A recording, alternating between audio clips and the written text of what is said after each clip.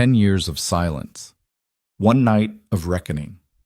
When Adrian Cross steps onto the stage to announce his new life with supermodel Lila Voss, he has no idea the woman he abandoned is about to destroy him in front of everyone who ever mattered. This is the story of Mara Vale, the invisible wife who became untouchable. Stay with me until the end.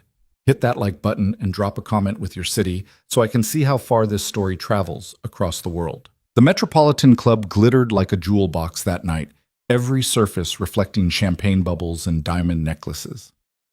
Adrian Cross stood in front of the floor-to-ceiling windows overlooking Central Park, adjusting his Tom Ford cufflinks for the third time in 5 minutes.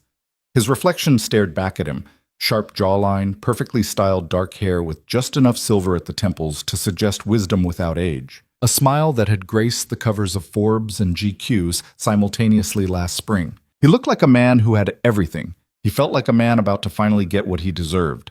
"You're fidgeting," Lila Voss said, gliding up behind him in a dress that cost more than most people's cars. Red silk clung to her frame like it had been painted on. Her blonde hair fell in calculated waves that photographers would call effortless, despite the 3-hour styling session. "It's not like you." "I'm not fidgeting, I'm preparing." Adrian turned to face her, his hands finding her waist with practiced ease. "Tonight changes everything." "Tonight confirms everything," Lila corrected, her smile sharp and white. "There's a difference." Through the windows behind them, Manhattan sprawled in all its indifferent glory. Somewhere down there, people were struggling to make rent, fighting over parking spots, living small lives full of small problems.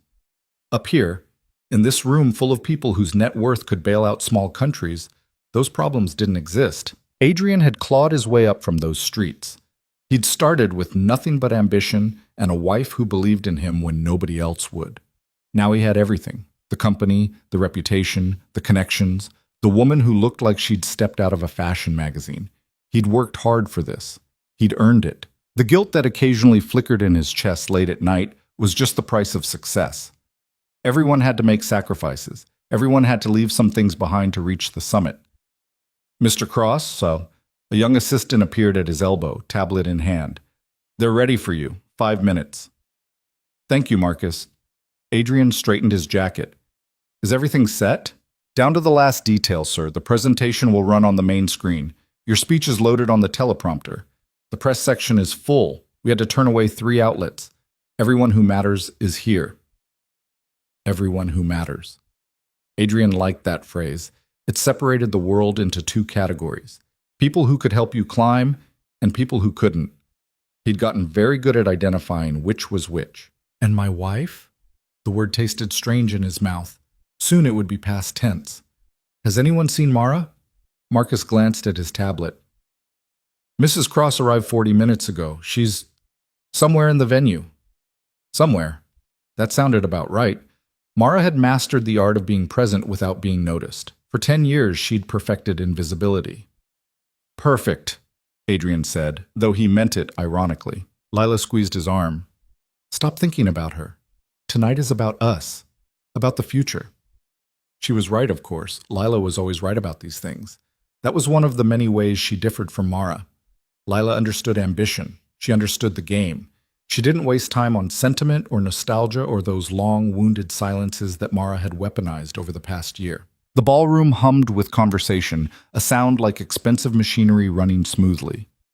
Adrian made his way through the crowd, shaking hands, accepting congratulations that felt premature but weren't. Richard Blackwell from Blackwell Industries clapped him on the shoulder hard enough to hurt. "Hell of a night you've got planned, Adrian. Hell of a night." "You don't know the half of it, Richard." "Oh, I think I do." Richard's eyes flicked to Lila, who was holding court near the bar, surrounded by men in tuxedos who were trying very hard to look at her face. "The whole city knows." "Well, everyone except no one," Adrian cut him off. "Everyone who needs to know knows." That was mostly true. The divorce papers had been filed but not yet served. Adrian's lawyers had advised waiting until after tonight. Better optics, they said. Cleaner narrative. First, announce the company's explosive new direction and his engagement to Lila. Then, quietly, handle the dissolution of his marriage to Mara. The press would eat it up either way, but this sequence made him look decisive rather than cruel. Adrian didn't particularly care which one he looked like, but his lawyers were expensive for a reason. Adrian Cross, as I live and breathe.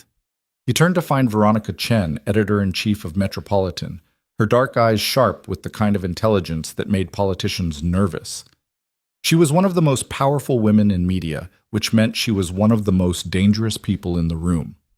Veronica, I didn't know you were coming. I wouldn't miss this for anything. She sipped her champagne, studying him over the rim of her glass. Quite the announcement you have planned. News travels fast. News is my business. Secrets are my currency. She tilted her head slightly. Though I have to say, I'm curious about one thing. Adrian felt his smile tighten. Just one? Where's Mara? There it was. The question he'd been waiting for all night, delivered by exactly the person he'd expected to ask it. Around, he said vaguely. You know how she is, not really one for the spotlight. No, Veronica agreed. She never was. I always found that interesting, actually. Most people married to someone like you would at least try to play the game. But Mara, she paused, choosing her words carefully. Mara always seemed content to let you have the glory. That's because she understood her role. Did she? Veronica's expression didn't change, but something shifted in her eyes. Or did she understand something else entirely? Before Adrian could respond, the lights dimmed. A hush fell over the ballroom. Marcus appeared again, nodding. It was time. Adrian made his way to the small stage at the front of the room. A podium stood in a pool of light, and behind it, a massive screen glowed softly. He could feel the weight of 300 pairs of eyes on him. This was the moment he'd been building toward for months, years really, maybe his whole life. He thought briefly of Mara, wherever she was in the crowd. For 10 years she'd been his shadow, his support, his safety net. She'd worked 2 jobs to put him through business school. She'd entertained clients when he was too junior to matter. She'd smiled through countless dinners where people looked through her like she was made of glass, and he'd appreciated it in his way. But appreciation wasn't love, and loyalty wasn't passion. Lila made him feel alive in ways Mara never had. Lila challenged him, matched him, understood that success required sacrifice. The guilt flickered again, briefly. Then the spotlight hit him, and the guilt disappeared. Good evening, everyone! His voice carried across the ballroom, smooth and confident. Thank you all for being here tonight. I know many of you have been speculating about why I called this gathering, and I promise you won't be disappointed. Polite laughter rippled through the crowd. 10 years ago, I started Cross Industries with nothing but an idea and a laptop. Today, we're worth north of $800 million. We've revolutionized digital marketing, changed how brands connect with consumers, and built something that will outlast all of us. He paused for effect, letting the numbers sink in. 800 million sounded impressive. And it was impressive, but it was also a lie. Not about the company's value. That part was real. But the part about starting with nothing, with just an idea and a laptop that was carefully crafted mythology. The truth was messier. The truth involved Mara's inheritance from her grandmother, the $75,000 she'd poured into his business without hesitation.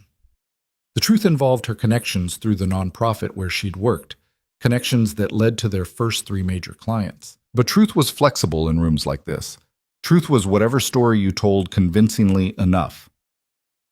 Tonight, Adrian continued, I want to share 2 announcements that will define the next chapter of Cross Industries and my personal life. He saw Lila near the front, her expression perfectly calibrated, proud but not presumptuous, excited but not desperate. She was a master of presentation.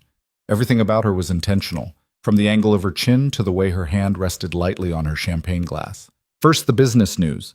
We've been in talks with Axis Global for the past 6 months, and I'm thrilled to announce that they've agreed to invest $300 million in Cross Industries. This partnership will allow us to expand internationally, triple our workforce, and cement our position as the dominant force in digital brand strategy. The room erupted in applause. Adrian let it wash over him, feeding on the validation, the recognition, the proof that he'd made it. But that's not all, he said, raising his voice slightly to cut through the noise. I believe business is personal. I believe the partnerships we choose in our professional lives reflect who we are as people. And I believe that success means having the courage to make difficult choices. His eyes found Veronica Chen in the crowd. She was watching him with an expression he couldn't quite read. Which brings me to my second announcement. For the past 10 years, I've been married to Mara Vale. She was there at the beginning, and I'll always be grateful for her support during those early days. Was. He'd used past tense. Several people in the room caught it. He could tell by the slight shift in their posture, the way conversations died mid-sentence. But people grow. Paths diverge. And sometimes the person who is right for one chapter isn't right for the next. He extended his hand toward the audience. Lila, would you join me? Lila moved through the crowd like light through water, effortless and inevitable. She stepped onto the stage, and the difference between her and Mara had never been more obvious. Lila belonged here. Lila was made for moments like this. I'm proud to announce that Lila Voss has agreed to be my wife, Adrian said, slipping his arm around her waist. And more than that, she's joining Cross Industries as our new chief brand officer. Her vision, her creativity, her understanding of what makes brands transcend mere products. This is exactly what we need to take the company to the next level. More applause, though this time it felt slightly uncertain. People were doing the math, figuring out the timeline. Some of them probably knew about Lila before tonight. Others were just now connecting the dots. Adrian didn't care. Let them gossip. Let them judge. By tomorrow, he'd be too successful for their opinions to matter. Some of you may be wondering about the timing, he acknowledged, deciding to address it head-on. Why announce a professional partnership and a personal one simultaneously? The answer is simple. I don't believe in compartmentalizing success. I don't believe in pretending our personal lives don't impact our professional ones. I believe in radical honesty, in transparency, in living authentically. The irony of saying this while lying about almost everything wasn't lost on him, but irony was another luxury afforded to the successful. So yes, my marriage to Mara is ending. Yes, I'm beginning a new chapter with Lila. And yes, this might make some people uncomfortable. But discomfort is the price of growth. Stagnation is the real failure. And I refuse to let loyalty to the past prevent me from building the future. He'd practiced this speech a dozen times, refining it with Lila's help until every word landed exactly right. It acknowledged the situation without apologizing for it. It positioned him as brave rather than callous. It made evolution sound noble. Now, Adrian said, his smile widening, I know that's a lot to process. But before we continue celebrating, I want to give you all a glimpse of what's coming next. If you'll direct your attention to the screen, the lights dimmed further. The massive screen behind him flickered to life, showing a sleek presentation that Lila had designed herself. Images of global expansion, new offices in London and Singapore, projections of revenue growth that made 800 million look quaint. Adrian stepped aside, letting the visuals do their work. This was the moment he'd choreographed so carefully. The moment when everyone would be too dazzled by the future to ask uncomfortable questions about the past. But something was wrong. The screen flickered. The presentation froze on a slide showing the Cross Industries logo. Then the image changed. Adrian's stomach dropped. On the screen, in stark white text against a black background, a single question appeared. Who really built Cross Industries? The room went silent. Adrian looked at Marcus, who was frantically typing on his tablet, his face pale. The screen changed again, and this time it showed a document. Even from the stage, Adrian recognized it. His original business plan, the one he'd written in Mara's tiny apartment while she worked night shifts at the hospital. But this version had annotations, comments in the margins, suggestions in a handwriting he knew as well as his own. Mara's handwriting. The screen scrolled slowly, deliberately, showing page after page of her contributions. Ideas she'd added, strategies she'd developed, entire sections she'd written when he'd been too overwhelmed to continue. Adrian's mouth went dry.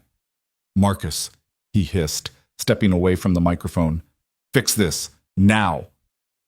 I'm trying, sir. Someone's overridden the system. I can't. The screen changed again. This time it showed financial records, bank statements. Mara's name next to a transfer for $75,000, labeled Cross Industries Startup Capital. Then more transfers. Smaller ones, regular ones. Monthly deposits from Mara's paycheck into the business account, even after Cross Industries started turning a profit. Turn it off, Adrian said, his voice tight. I can't. Marcus was sweating now. It's on a loop. Someone pre-programmed this. I need to physically disconnect the... But it was too late. The room had seen. 300 of the most influential people in New York had just watched evidence that contradicted everything Adrian had said, everything he'd built his reputation on. The screen went black for a moment. Then new text appeared. Every empire has a foundation. Most people just don't look underneath. The lights came back up slowly.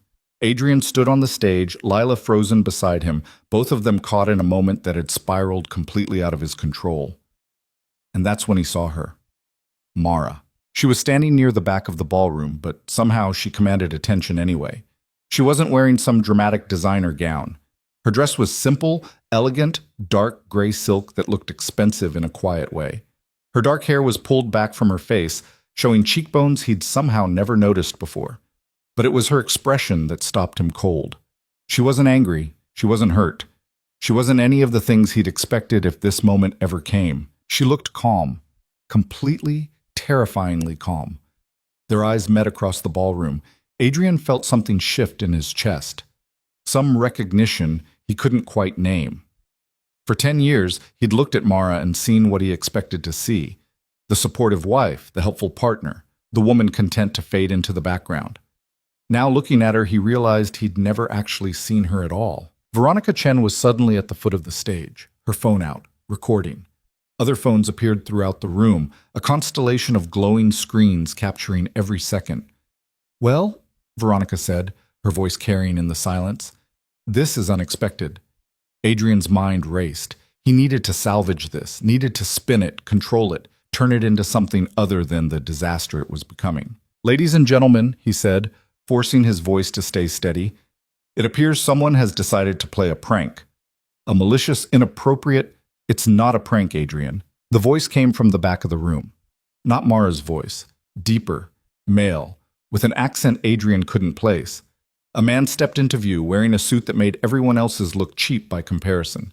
He was older, maybe 60, with silver hair and the kind of presence that suggested violence was always an option, just not his first choice. "Who the hell are you?" Adrian demanded. The man smiled, and it was not a friendly expression. "I'm just someone who believes in accurate accounting," he said. "And your books, Mr. Cross, have been wrong for a very long time." More people were appearing now, emerging from the crowd like they'd been waiting for a cue. Adrian recognized some of them, board members of Cross Industries, senior executives, people who were supposed to be loyal to him. "What is this?" Lila whispered, gripping his arm. "Adrian, what's happening?" He didn't know. That was the terrifying part. For the first time in longer than he could remember, Adrian Cross had no idea what was happening. Marcus appeared at his elbow again, his tablet shaking in his hands. "Sir, I'm getting notifications, company email, company social media. Someone's posting, they're posting everything. The financial records, board meeting minutes, internal emails about the Axis deal. Sir, they're posting emails you sent about Mrs. Cross, about how to time the divorce announcement for maximum PR benefit. They're posting texts between you and Miss Voss from 8 months ago, before you'd even filed." Adrian snatched the tablet from him. His vision blurred as he scrolled through the notifications. Hundreds of them. Thousands. Every dirty little secret he'd carefully buried was being exposed in real time, uploaded to the internet for the world to dissect. On the screen behind him, a new image appeared. It was a photograph taken through a window. Adrian and Lila at dinner, his hand on her thigh, her head thrown back in laughter. The date stamp read 7 months before he told Mara he wanted a divorce. "Oh no," Lila breathed. "Oh no, oh no, oh no." The room was no longer silent. Conversations erupted everywhere, angry and excited and hungry.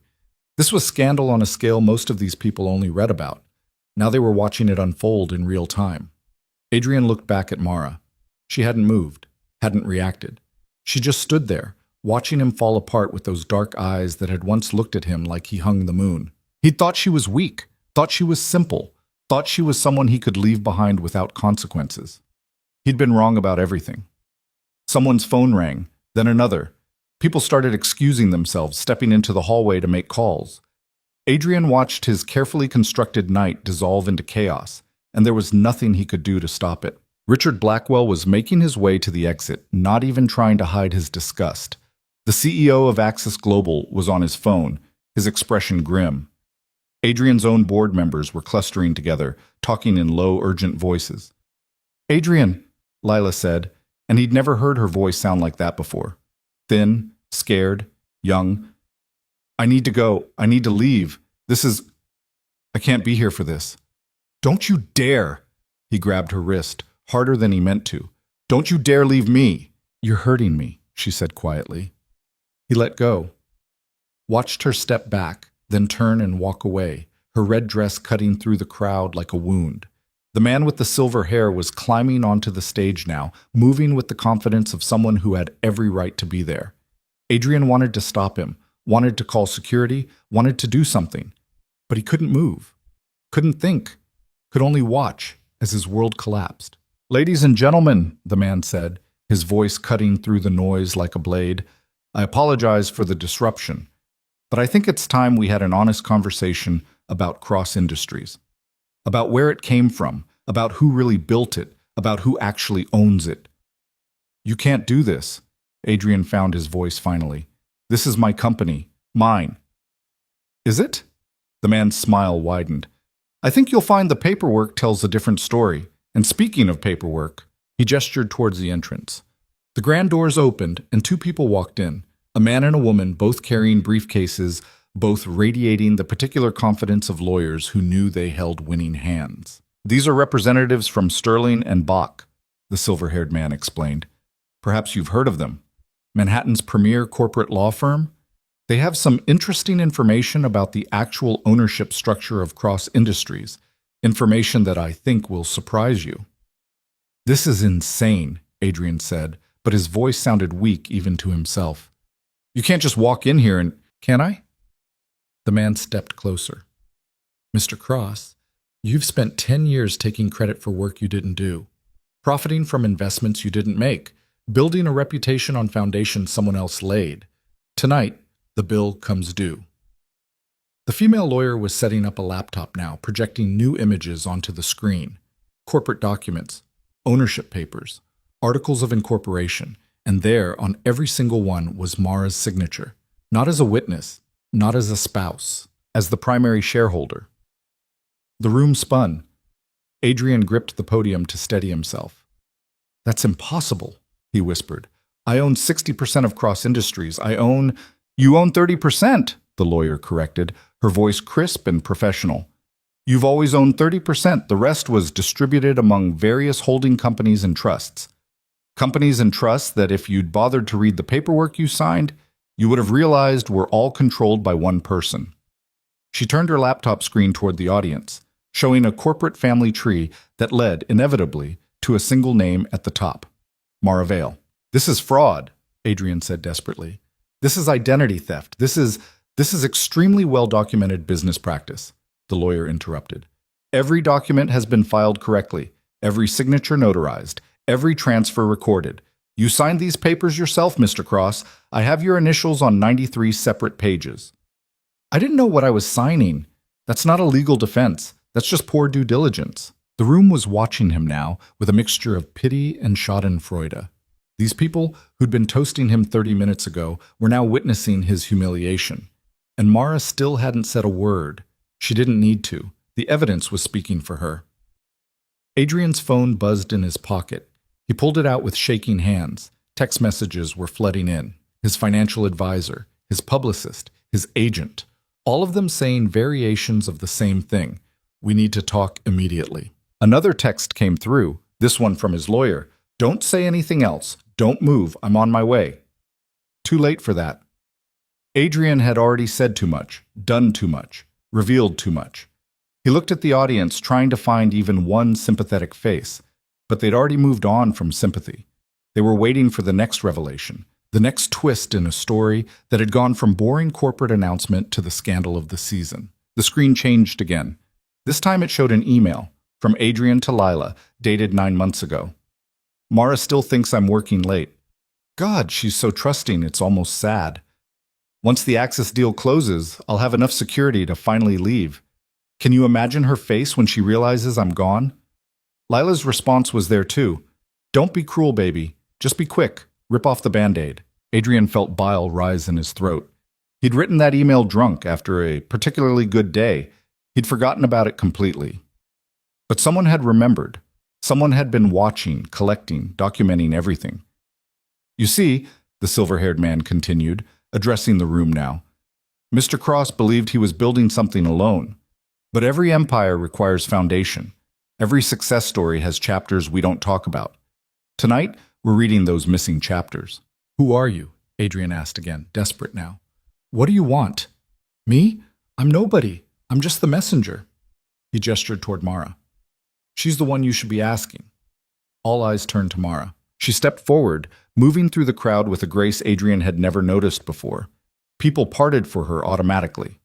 When she reached the stage, she didn't climb the steps. The silver-haired man simply extended his hand and helped her up, treating her with a deference that spoke of respect earned, not given. Standing next to Adrian now, Mara finally looked at him directly. Hello, Adrian, she said quietly. Her voice was different, or maybe it wasn't different at all. Maybe he'd just never really listened before. Mara, whatever you think you're doing, I'm not doing anything, she interrupted, and even her interruption was calm, measured. I'm just correcting the record, making sure everyone knows the truth. The truth? Adrian laughed, and it sounded desperate even to himself. The truth is, you're angry I'm leaving you, so you're trying to destroy me. I'm not trying to destroy you, Adrian. I'm trying to save what I built. She turned to address the room. 10 years ago, I met a man with big dreams and no capital. I believed in those dreams. I invested my grandmother's inheritance. I made connections. I helped write business plans. I sat through meetings while he presented ideas we'd developed together as his own. And I did it gladly, because I loved him. The room was absolutely silent now. But love isn't enough to build something that lasts, Mara continued. You also need protection, insurance. My grandmother taught me that. She built her own business in the 1960s, when women weren't supposed to build anything.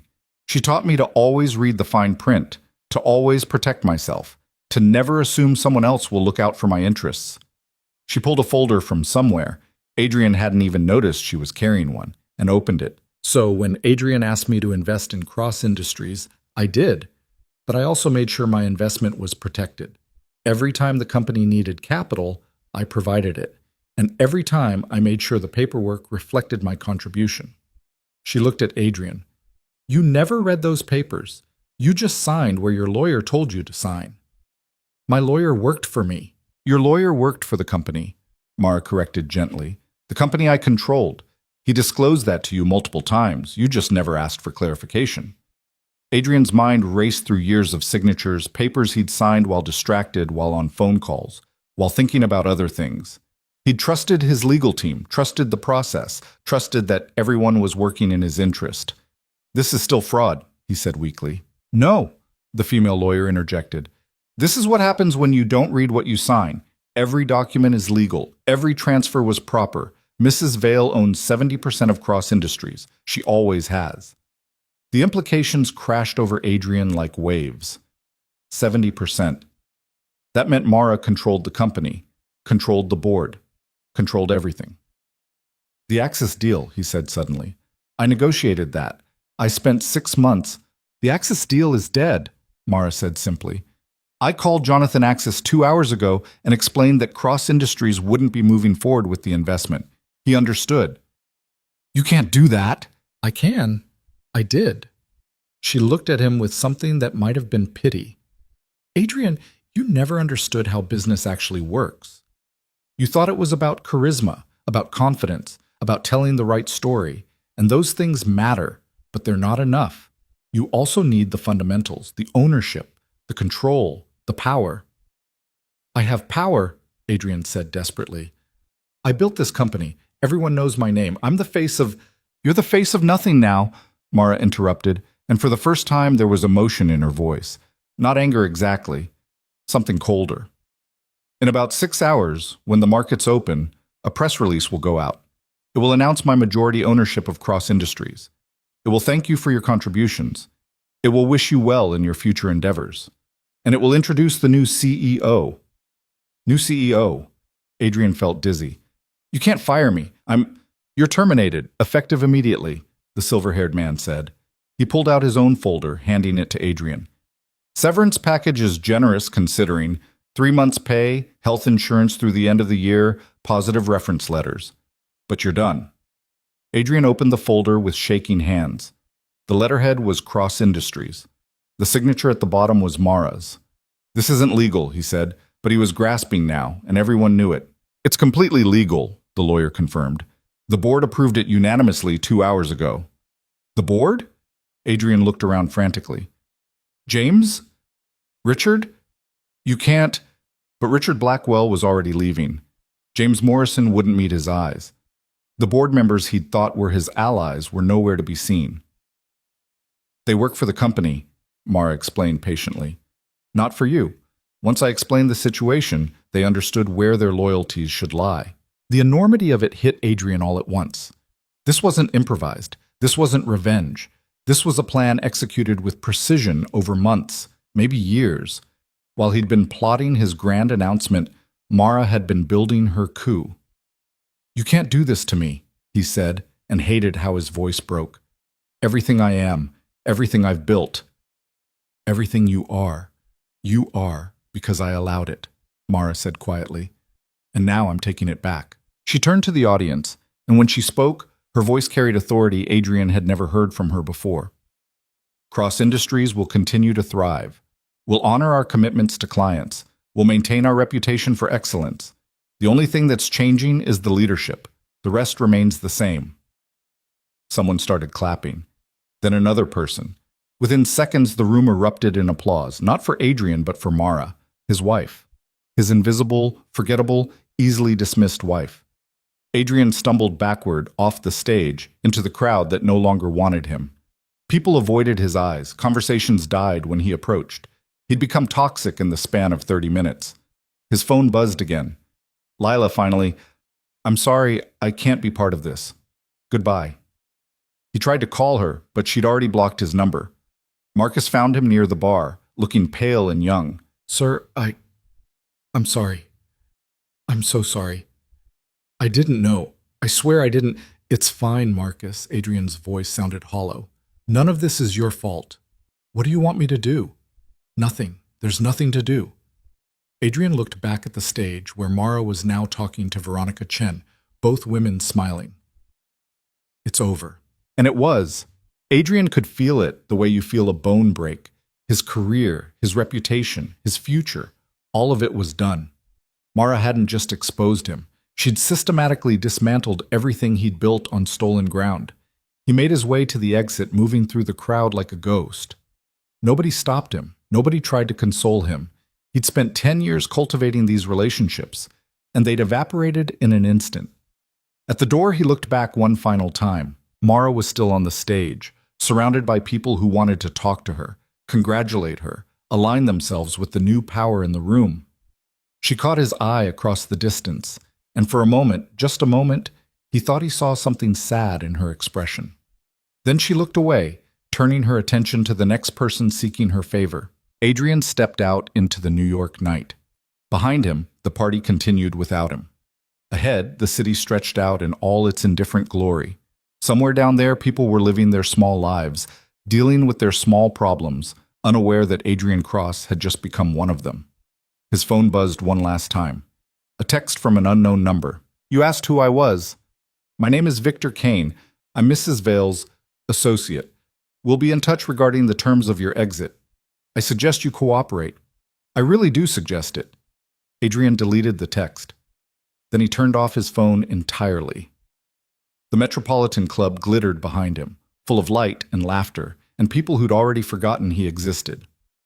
Adrian Cross walked down the steps alone, heading toward a future that held nothing he recognized. He'd thought he was shedding his past tonight. Instead, his past had shed him. The morning after destroyed men didn't come gently. Adrian woke on the leather couch in what used to be his office at Cross Industries, his neck cramped, his mouth tasting like something had died in it.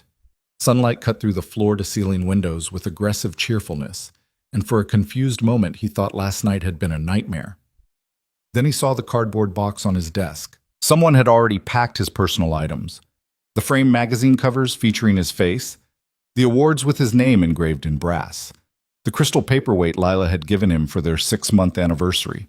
Everything that proved he'd mattered, reduced to objects that fit in a box he could carry with 2 hands. His phone, he'd turned it back on around 3 in the morning unable to stand the silence, showed 217 missed calls. He didn't need to check the voicemails to know what they'd say. The press wanting comments, former friends wanting distance, Lila wanting nothing at all. The door opened without a knock. Victor Kane walked in like he owned the place, which, Adrian supposed darkly, he probably did by proxy. "Good morning, Mr. Cross. I trust you slept well." "What are you doing here?" Adrian's voice came out rough. He hadn't had water in hours. "Making sure you understand the terms of your departure." Victor set a slim briefcase on the desk, popping it open with practiced efficiency.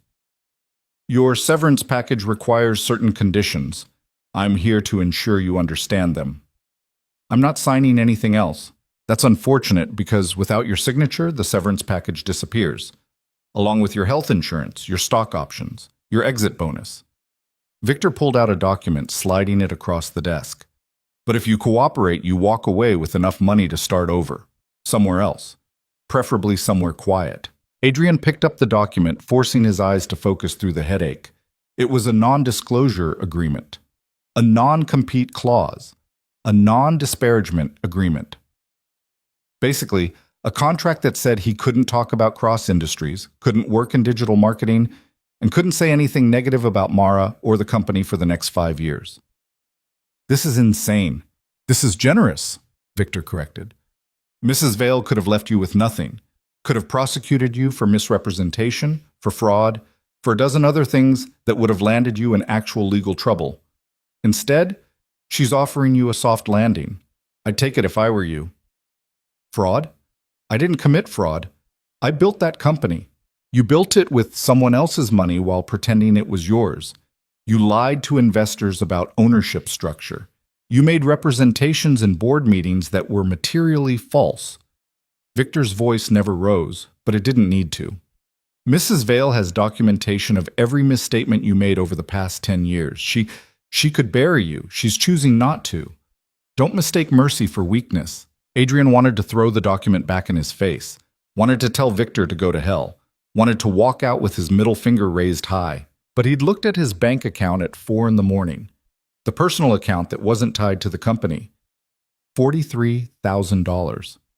That was what a decade of success had left him with personally, because everything else had been reinvested, tied up in stock options that Mara now controlled, locked in accounts that required board approval to access. Without the severance, he had barely enough to last 6 months, maybe 3 if he kept the apartment Lila had picked out, the apartment he'd signed a 2-year lease on 4 months ago. "Where's Mara?" Adrian asked, hating how defeated he sounded. "Mrs. Vale is meeting with the executive team, reassuring them that the transition will be smooth, making personnel decisions." Victor checked his watch, a Patek Philippe that probably cost more than Adrian's car. "She's very busy, building the future and all that." The casual cruelty of it stung worse than anything else. Mara had moved on before Adrian had even finished falling. While he was sleeping on his office couch, she was already running the empire she'd taken from him. "I want to talk to her." "That's not possible." "I deserve an explanation." "You deserve nothing," Victor said, and for the first time there was an edge in his voice. "You spent 10 years taking credit for her work. You planned to leave her publicly, humiliate her in front of everyone who matters, all so you could play house with a woman half your age. You wanted to erase her contribution to the company she built. So no, Mr. Cross, you don't deserve an explanation. You deserve exactly what you're getting." Adrian's hand shook as he picked up the pen. He wanted to fight, wanted to refuse, wanted to do something other than surrender. But he was so tired. And Victor was right. Fighting would only make everything worse. He signed on the 3 places marked with yellow tabs. His signature looked shaky, nothing like the bold scrawl that used to close deals worth millions. "Excellent choice." Victor collected the documents, sliding them back into his briefcase. "You have until 5 p.m. to clear out your personal belongings. Security will escort you from the building. I'd recommend leaving sooner rather than later. The staff is uncomfortable with your presence." "I worked with these people for years, and they all knew you were lying about Mrs. Vale's contributions. Most of them have known for years." Victor paused at the door. "You're not the victim here, Mr. Cross. You're just the only one who believed your own story." After he left, Adrian sat in the silence of his former office. Through the glass walls, he could see people moving through the workspace. People he'd hired, mentored, promoted. None of them looked in his direction. They moved around his office like it was already empty. His phone buzzed, a text from his publicist, Diane Chen. "We need to talk about damage control. Call me." Then another from his lawyer, Robert Sterling. "Don't say anything to anyone. Press, friends, nobody. We're exploring options." And finally, one from his mother in Cleveland. "Saw the news. Are you okay? Call me when you can." Adrian deleted all three without responding. He started packing the box, but halfway through he stopped. What was the point? These weren't achievements anymore. They were evidence of a lie he'd told so well he'd believed it himself. The magazine cover from Forbes. The headline read, "The Man Who Revolutionized Digital Marketing." But the revolution had been Mara's idea, proposed over dinner one night when he was complaining about client retention. She'd sketched it out on a napkin while he ate pasta. He'd presented it to the board the next week as his own innovation, the Inklaw Magazine Award for Entrepreneur of the Year. He'd given an acceptance speech about vision and risk-taking. Never mentioned that Mara had covered the company's payroll with her own credit card during that first lean year when clients were slow to pay. The photograph of him shaking hands with the mayor at some charity gala. Mara had organized the whole event, had spent weeks coordinating with nonprofits and vendors. She'd stood off to the side during the photo op, smiling, invisible. Adrian left the box on the desk and walked out. The elevator ride down felt longer than it should have. When the doors opened on the ground floor, two security guards were waiting. Tony and Marcus, both guys Adrian had joked around with hundreds of times, both guys who'd called him boss with genuine respect. Now they wouldn't meet his eyes. "Mr. Cross," Tony said quietly, "we need to escort you out." "I know the way." "Company policy, sir." So they walked him through the lobby he'd crossed every morning for 10 years, past the reception desk where Jenny had greeted him with coffee exactly how he liked it, past the walls decorated with campaign work that Mara had art directed while he took calls from reporters, and finally through the glass doors into the morning chaos of Manhattan. The guard stopped at the threshold. Adrian turned back, looking at the building that had been his whole world. "For what it's worth," Tony said, so quietly Adrian almost missed it. "I'm sorry." "Don't be. I earned this." The walk to his apartment took 45 minutes because he couldn't stand the thought of getting in a cab and making small talk with a driver who might recognize him. The streets were full of people rushing to jobs that still wanted them, and Adrian felt invisible in a way he'd never experienced before. Yesterday he'd been someone. Today he was just another guy in a wrinkled suit, walking nowhere important. His apartment building doorman, Robert, had always been friendly, had always asked about work, always commented on Adrian's success with genuine warmth. Now Robert's expression was careful, neutral. "Morning, Mr. Cross." "Morning, Robert." That was all. No conversation about the weather or the Knicks or the construction happening on 3rd Avenue. Just a polite acknowledgement and then eyes forward, pretending Adrian had already passed. The apartment felt wrong. Lila's taste was everywhere. The mid-century modern furniture she'd insisted on, the abstract art she'd picked out during a weekend in the Hamptons, the custom bookshelves filled with books chosen for their spine colors rather than their content. Adrian had paid for all of it, but none of it was his. His phone rang. Unknown number. He answered anyway, because what did he have to lose? "Mr. Cross, this is Jennifer Park from the Times.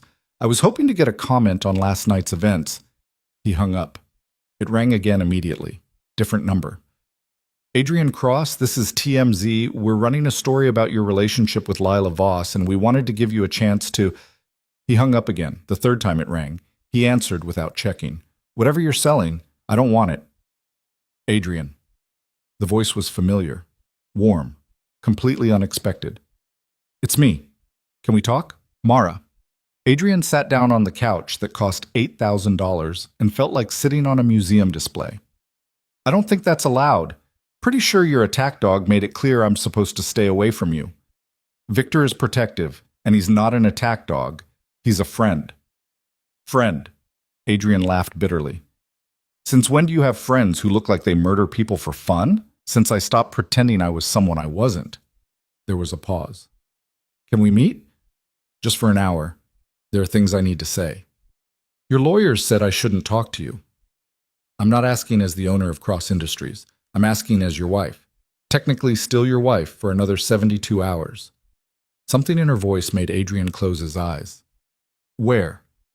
The coffee shop on Amsterdam and 67th, the one where you proposed. That's cruel, Mara. No, she said quietly. What you did to me was cruel. This is just honest. She hung up before he could respond. Adrian stood in his apartment looking at his reflection in the window. He looked older than he had yesterday. Smaller somehow. The man in the glass wasn't the confident CEO who'd walked into the Metropolitan Club 20 hours ago. He was just someone who'd lost everything and didn't know how to process it. He went anyway. The coffee shop was crowded with the lunch rush. NYU students on laptops, freelancers pretending to work, tourists trying to figure out the subway map. Adrian spotted Mara in the back corner, the same table where he'd proposed 7 years ago. She was wearing jeans and a simple sweater, her hair down around her shoulders. She looked younger than she had last night. More like the woman he'd married. But her eyes were different. They'd always been soft when she looked at him. Now they were just careful. Hi, she said when he sat down. Hi. A waitress appeared. Adrian ordered black coffee because his stomach couldn't handle anything else. Mara already had tea, something herbal that smelled like flowers. How are you? Mara asked. How do you think I am? I think you're angry, humiliated, probably plotting some kind of revenge. I'm too tired to plot anything. Adrian wrapped his hands around his coffee cup, even though it was too hot to hold. The pain felt appropriate. You destroyed me. I took back what was mine. It wasn't just yours. I worked for that company. You did, Mara agreed. You worked hard. You're talented, Adrian, charismatic. People like you, they want to follow you. None of that is a lie. Then why? Because you forgot where you came from, because you started believing the story you told everyone else. She leaned forward slightly. Do you remember what you said to me 3 months ago when you told me you wanted a divorce? Adrian did remember. He'd practiced the speech in his head for weeks, trying to find the right words. I said we'd grown apart. You said I was holding you back. You said you needed someone who understood ambition, who could match your energy.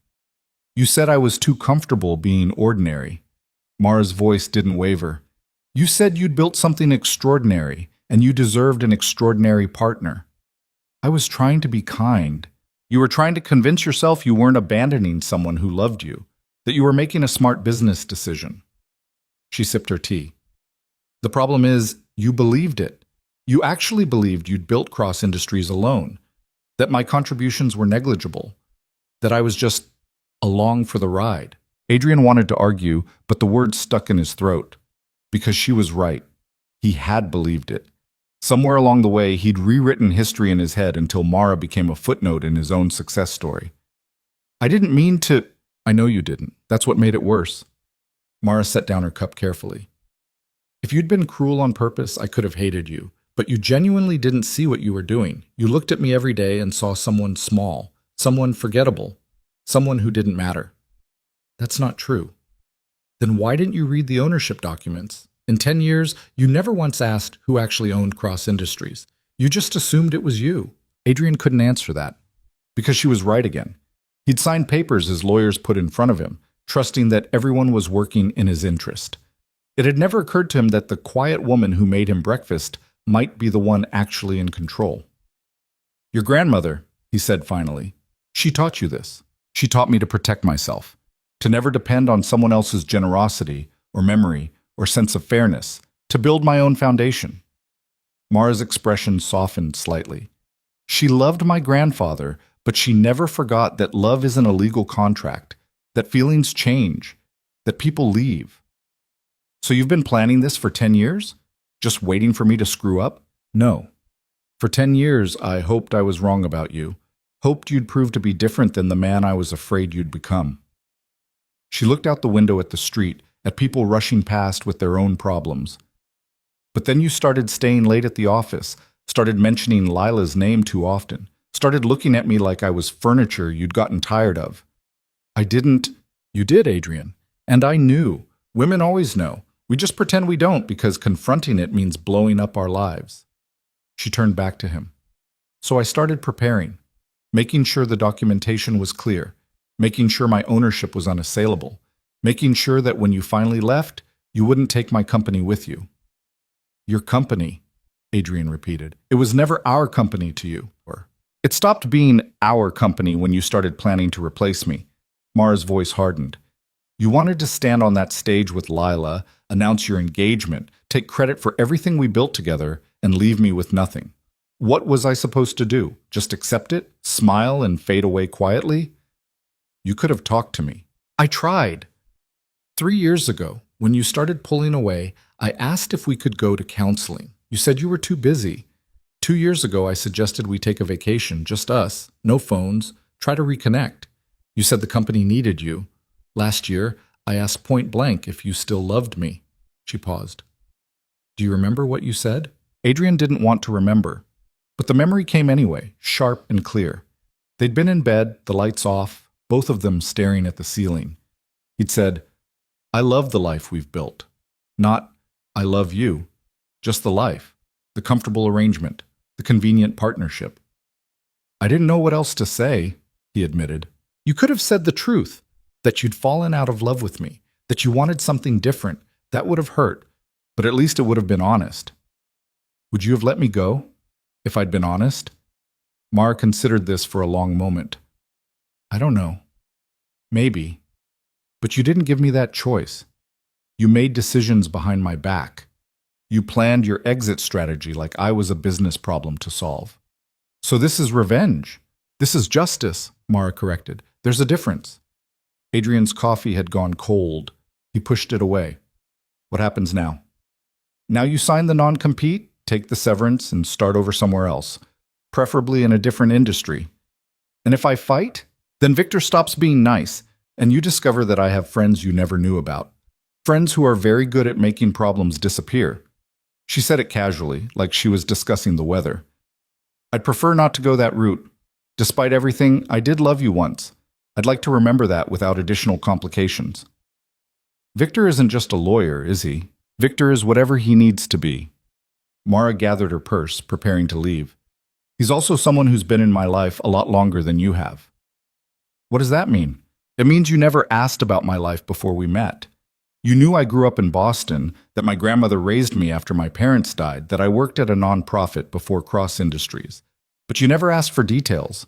Never wondered why a woman with a sociology degree from a state school had $75,000 to invest in a startup. Never questioned where I learned about corporate structure or contract law. Adrian felt cold spread through his chest. Who are you? I'm exactly who I always was. You just never bothered to look closely. Mara stood, leaving a 20 on the table for her tea. My grandmother didn't just run a business, Adrian. She ran an empire. Import-export, mostly legal, occasionally not. When she died, she left me more than money. She left me connections, protection, power. You're saying your grandmother was a criminal? I'm saying my grandmother was a businesswoman who understood that rules are written by people with power to keep people without power in their place. She played the game better than most men ever could. Mara looked down at him, and Adrian saw something in her expression he'd never noticed before. Something hard and ancient and absolutely certain. And she taught me to play it too. So what, you're some kind of mob princess? That's insane. I'm a woman who protected her interests, that's all. She pulled on her coat. The divorce papers will be finalized Friday. You'll receive your copy via courier. Don't contest it. Don't drag this out. Just sign and move on. And then what? You ride off into the sunset with your mysterious protector? Mara smiled, and it was sad and knowing and completely without warmth. Something like that. She walked away, weaving through the coffee shop crowd with practiced ease. Adrian watched her go, this woman he'd shared a bed with for 10 years, and realized he'd never known her at all. His phone buzzed. A text from an unknown number. The box from your office will be delivered to your apartment by 6 p.m. Don't come back to the building. Adrian looked around the coffee shop, suddenly paranoid. Was Victor here? Watching? How much surveillance had Mara put on him? Another text. Stop looking around. I'm not there. But I'm always watching. Remember that. Adrian put his phone face down on the table. His hands were shaking. A woman at the next table was watching him, her expression curious. It took him a moment to recognize her. Jessica something, a reporter for Business Insider. She'd interviewed him 6 months ago for a profile that had made him sound like a visionary. She smiled apologetically and looked away, but Adrian saw her pull out her phone, saw her fingers moving quickly, typing, probably texting her editor, probably saying, "You won't believe who I just saw looking like complete hell at a coffee shop on the Upper West Side."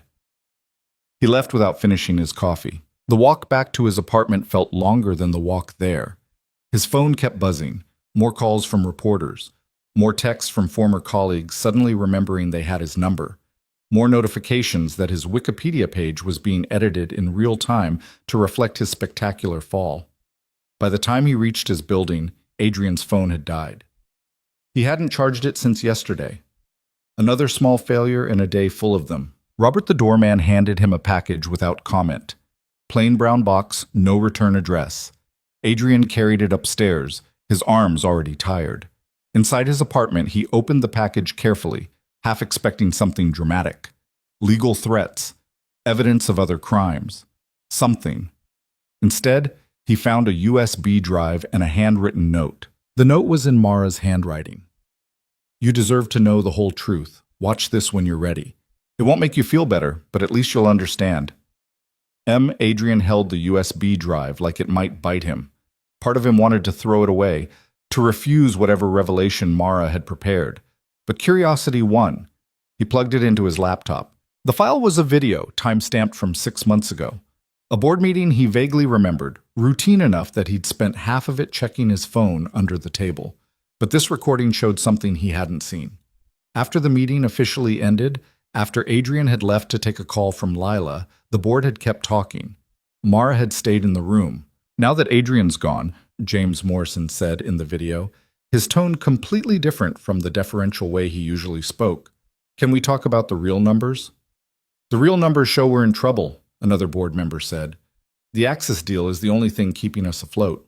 "The Axis deal is smoke and mirrors," Mara's voice said, and Adrian watched his wife, his quiet, forgettable wife, command the room with effortless authority. "Jonathan Axis is a predator. He's offering $300 million because he knows we're desperate. But read the fine print of his term sheet. He gets 40% equity, 3 board seats, and veto power over major decisions. Within a year, he'll manufacture a crisis, force us to take more money at a worse valuation, and end up owning this company outright." Isboki. "So what do we do?" James asked. "We don't take his money. We restructure. I've been building something separate, something Adrian doesn't know about. A holding company that owns our most valuable assets. We transfer the profitable divisions there, leave the struggling ones in cross-industries, and when Axis realizes he's buying a gutted shell, we'll already have built something better." Adrian's stomach dropped. This conversation had happened 6 months ago. While he was planning his future with Lila, Mara had been planning to hollow out his company. The video continued. Strategic discussions, financial projections, plans to slowly strip cross-industries of everything valuable, while Adrian smiled for cameras and gave interviews about his vision for the future. And the board had gone along with it. Every single person he'd trusted had chosen Mara over him. The video ended. A second file appeared in the folder labeled Evidence. Adrian opened it, already knowing it would be bad. It was worse. Years of documentation. Every time Adrian had claimed credit for Mara's ideas in meetings. Every time he'd presented her work as his own. Every time he'd dismissed her contributions or suggested she was just providing wifely support rather than actual business strategy. And worse than that, recordings of him with Lila. Conversations Adrian didn't remember having. Hotel rooms he'd forgotten.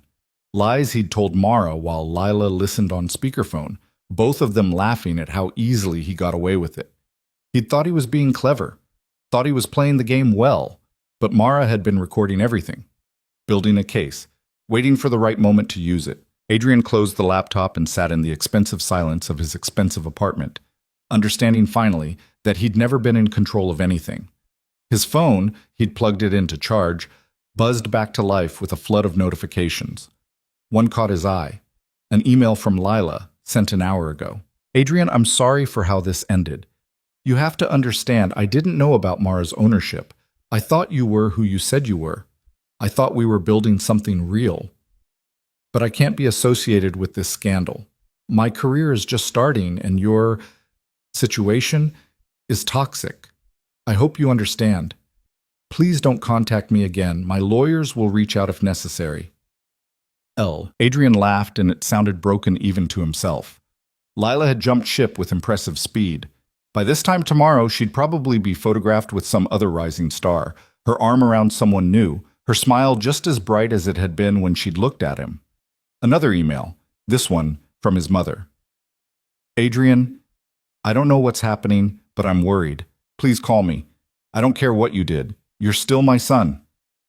Mom. He couldn't call her, couldn't explain that he'd lost everything because he'd been too arrogant to see the trap closing around him. Couldn't admit that the woman he'd dismissed as ordinary had played him like a fiddle for 10 years. A third email from an address he didn't recognize. Mr. Cross, I represent several media outlets interested in your story. There's significant money available for an exclusive interview. 6 figures, possibly more if you're willing to discuss intimate details of your marriage and relationship with Miss Voss. Please contact me at your earliest convenience. David Reinhardt, Reinhardt Media Group. They wanted to pay him to humiliate himself further, to turn his failure into entertainment. Adrian deleted it. Outside his window, the city moved on without him. Somewhere down there, Mara was probably meeting with executives, making decisions about the company's future, living the life he'd thought was his. And somewhere else, Victor Kane was watching, making sure Adrian stayed in line, ready to deploy whatever threats were necessary to keep him quiet and compliant. Adrian poured himself a drink from the bar cart Lila had insisted on. Expensive whiskey that tasted like ash. He drank it anyway. His reflection in the window looked back at him. A man who'd believed his own lies so completely that he'd never seen the truth standing right beside him. The truth that he'd never been the builder. He'd always been the facade. And now the facade had cracked, and there was nothing underneath but emptiness. 3 days later, Adrian stood in the back of the room at Cross Industries' emergency shareholder meeting, watching his former life continue without him. The conference room on the 42nd floor was packed with people who used to answer to him, people who used to value his opinion, people who now looked through him like he was made of air. He shouldn't have come. The severance agreement explicitly suggested he stay away from company events, but Victor's text that morning had been cryptic enough to override common sense. You should be there today. Trust me on this. Back row. Don't speak.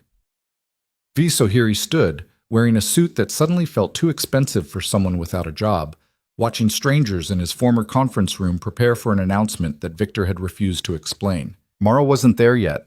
Her empty chair at the head of the table drew everyone's attention like a missing tooth. The board members whispered among themselves, checking phones, glancing at the door. James Morrison looked particularly nervous, his knee bouncing under the table in a tell Adrian had noticed during tense client meetings. Does anyone know what this is about? Sarah Chen from legal asked, her voice carrying despite the attempt at discretion. Full ownership reveal, someone else answered. She's making it official. I heard she's bringing in new C-suite executives, complete overhaul. I heard she's selling to Axis after all. No way. She hates Jonathan Axis. This is something else. Adrian's phone buzzed silently in his pocket. He pulled it out carefully, angling the screen away from the people around him. A text from his mother, the 4th one this week. Please call me. I'm worried sick. I don't care what happened. You're still my son. He'd ignored all of them. What could he possibly say? Hi, Mom. Turns out I was never as successful as I told you. Turns out my wife owned everything, and I was just the pretty face. Turns out I'm a fraud, and everyone knows it now. The door opened. Mara walked in, and the room went silent. She'd changed again. Not dramatically. Mara didn't do dramatic. But everything about her had sharpened somehow. Her navy suit was perfectly tailored, expensive in a way that didn't announce itself. Her hair was pulled back in a style that made her cheekbones look sculpted. She wore minimal jewelry, just a watch that Adrian didn't recognize, and small diamond earrings. But it was her bearing that had transformed. She moved like someone who'd stopped apologizing for taking up space, stopped shrinking herself to make other people comfortable. Victor followed her in, along with 2 other people Adrian didn't recognize. A younger woman with red hair and an iPad, taking notes on everything. And a man in his 50s with the carefully neutral expression of someone who'd seen everything and been impressed by none of it. Thank you all for coming on short notice, Mara said, taking her seat at the head of the table. Her voice was calm, professional, nothing like the soft tone she'd used when they were married. I know there's been a lot of speculation about the company's direction. I want to address that today, clearly and completely. She pressed a button on the table, and the screens on the walls flickered to life. The Cross Industries logo appeared, then dissolved into a corporate family tree that made Adrian's head spin. For those who don't know the full story, Mara continued, let me clarify the ownership structure of this company.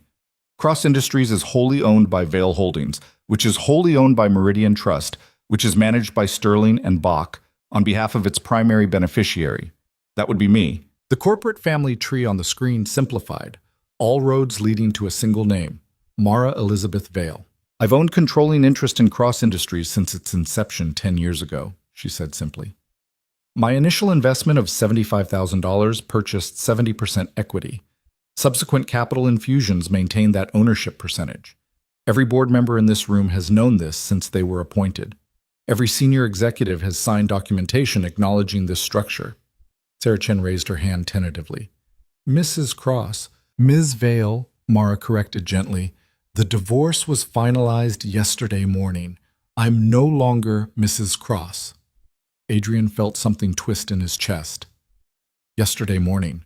She'd signed the papers without telling him, without ceremony, probably in between conference calls and strategic planning sessions. Ms. Vail, Sarah corrected. Why reveal this now? Why not let the public continue to believe? Because I'm tired of pretending, Mara interrupted, and because the company is entering a new phase. We're restructuring completely. New leadership team, new strategic direction, new public face. The screen changed, showing organizational charts and financial projections. Adrian recognized some of the strategies. They were plans he'd proposed months ago, refined and improved beyond what he'd imagined. Effective immediately, Mara said. I'm assuming the role of CEO. Victor Kane will serve as Chief Operating Officer. Catherine Reeves, she gestured to the red-haired woman, will be our new Chief Financial Officer. And Marcus Holloway, the older man nodded slightly, will lead our newly formed Strategic Acquisitions Division. James Morrison's face had gone pale. What about the current executive team? There will be changes, Mara said carefully. Some positions will be eliminated, some will be restructured. You'll all receive detailed information by end of day. Those who are retained will receive new contracts reflecting the company's actual ownership. Those who aren't will receive generous severance packages. And Cross? Someone asked from the back of the room. Not Adrian, he'd stayed silent as instructed, but someone brave enough to ask the question everyone was thinking. What happens to Adrian Cross? Mara's expression didn't change. Mr. Cross is no longer associated with the company in any capacity. He's received his severance and signed all necessary agreements. His contributions to Cross Industries during its early years are acknowledged and appreciated, but he has no ongoing role in the organization. She said it so simply, so clinically, like she was discussing a vendor contract, not erasing her husband, ex-husband, from the empire he'd thought was his. What about Axis Global? Another voice asked. The $300 million investment? Withdrawn, Mara said. We don't need Axis's money. We never did. That deal was Mr. Cross's initiative, negotiated without full board approval or proper due diligence. Upon review, we determined it wasn't in the company's best interest. Adrian's hands clenched in his pockets. That deal had taken him 6 months to negotiate. 6 months of dinners and presentations and carefully managed relationships. And Mara had killed it with a phone call. Instead, Mara continued, we'll be partnering with Hartley Ventures. Smaller investment, better terms, no loss of control. The paperwork is being finalized today. The screen changed again, showing details of the Hartley deal. Adrian scanned the numbers quickly. It was better, significantly better. Hartley was investing $150 million for just 15% equity, no board seats, no operational control. He'd been so focused on the prestige of landing Axis Global, the headline, the validation, the proof he could play with the big boys, that he'd missed the predatory terms. Mara had seen it immediately. Now, Mara said, her voice taking on a different quality, I want to address the elephant in the room. Some of you are wondering why I stayed silent for 10 years. Why I let Adrian take credit for work I did. Why I played the supportive wife instead of claiming my rightful role. The room was absolutely silent. Even the people pretending to take notes had stopped moving. The answer is complicated, Mara admitted. Part of it was love. I genuinely loved my husband, and I wanted him to succeed. Part of it was strategy. Adrian was good at certain things I wasn't. He could charm clients, inspire teams, sell a vision. Those are valuable skills. She paused, and when she continued, her voice was harder. But part of it was also a test. I wanted to see how far he'd go, how much credit he'd take, whether he'd ever acknowledge my contributions voluntarily without being forced to. Adrian felt every pair of eyes in the room trying not to look at him. He failed that test, Mara said quietly. Not immediately, not even quickly, but eventually, consistently, and completely. So I stopped testing and started planning. Victor leaned forward slightly. Ms. Vale has been preparing for this transition for 18 months. Every decision, every document, every strategic move has been designed to ensure a smooth handoff of public leadership. We're not scrambling, we're executing a plan. A plan that included destroying Adrian's reputation? Someone asked, and Adrian couldn't tell if the tone was judgmental or admiring. A plan that included revealing the truth, Mara corrected. Adrian destroyed his own reputation by lying about his contributions. I just provided evidence of the lie. The red-haired woman, Catherine, spoke up for the first time. We have comprehensive documentation of every strategic decision made across industries over the past decade. Financial analysis shows that 73% of the company's most profitable initiatives originated with Ms. Vale. Another 18% were collaborative efforts. Only 9% came exclusively from Mr. Cross. 9%. Adrian had built his entire reputation on 9% original work. The screen changed again, and this time it showed something that made Adrian's stomach drop. A side-by-side comparison. On the left, Mara's original strategy documents, complete with dates and file metadata. On the right, Adrian's presentations to clients and investors, sometimes delivered weeks later with minor modifications. We're not sharing this to be cruel, Mara said, though Adrian thought that was debatable. We're sharing it because the company's future depends on transparency and accuracy. We can't build something sustainable on a foundation of false attribution. James Morrison cleared his throat. Ms. Vale, what about the press? There's been significant coverage of the situation. How do we handle the narrative? Well, we tell the truth, Mara said simply. I'm holding a press conference tomorrow at 10 a.m. I'll explain the ownership structure, announce the leadership changes, and answer questions. Veronica Chen from Metropolitan will moderate. It's time for the real story to be told. And if people don't believe it? Sarah asked. If they think this is just bitter divorce revenge? Then they're welcome to review the documentation, Victor said. We have 10 years of evidence, bank records, email trails, dated strategy documents, witness testimony from current and former employees. Anyone who wants to verify Ms. Vale's claims is welcome to try. Adrian's phone buzzed again. Another text, this time from an unknown number. Watching the meeting? Enjoying the show? This is just the beginning. He looked around the room carefully, trying to spot a camera. Victor had to be watching somehow, had to have eyes in this room. But Adrian couldn't see anything obvious. The meeting continued for another 40 minutes. Mara fielded questions with patient precision, never losing her composure, never revealing more than she intended. She was good at this. Better than Adrian had ever been, if he was being honest. When people finally started filing out, whispering among themselves, making plans for the restructuring ahead, Adrian stayed in his corner. He didn't know why. Maybe he wanted to see if Mara would acknowledge him. Maybe he just wanted one more look at the woman he'd never actually known. Mara packed up her materials slowly, talking quietly with Catherine about tomorrow's press conference. Victor said something that made them both laugh. Actual laughter, genuine and warm. Adrian had forgotten Mara could laugh like that. She hadn't laughed like that with him in years. Finally, when the room was nearly empty, Mara looked up and saw him. For a moment, neither of them moved. They just looked at each other across the space that used to be his conference room, in the building that used to be his company, in the life that used to be his. Then Mara walked over.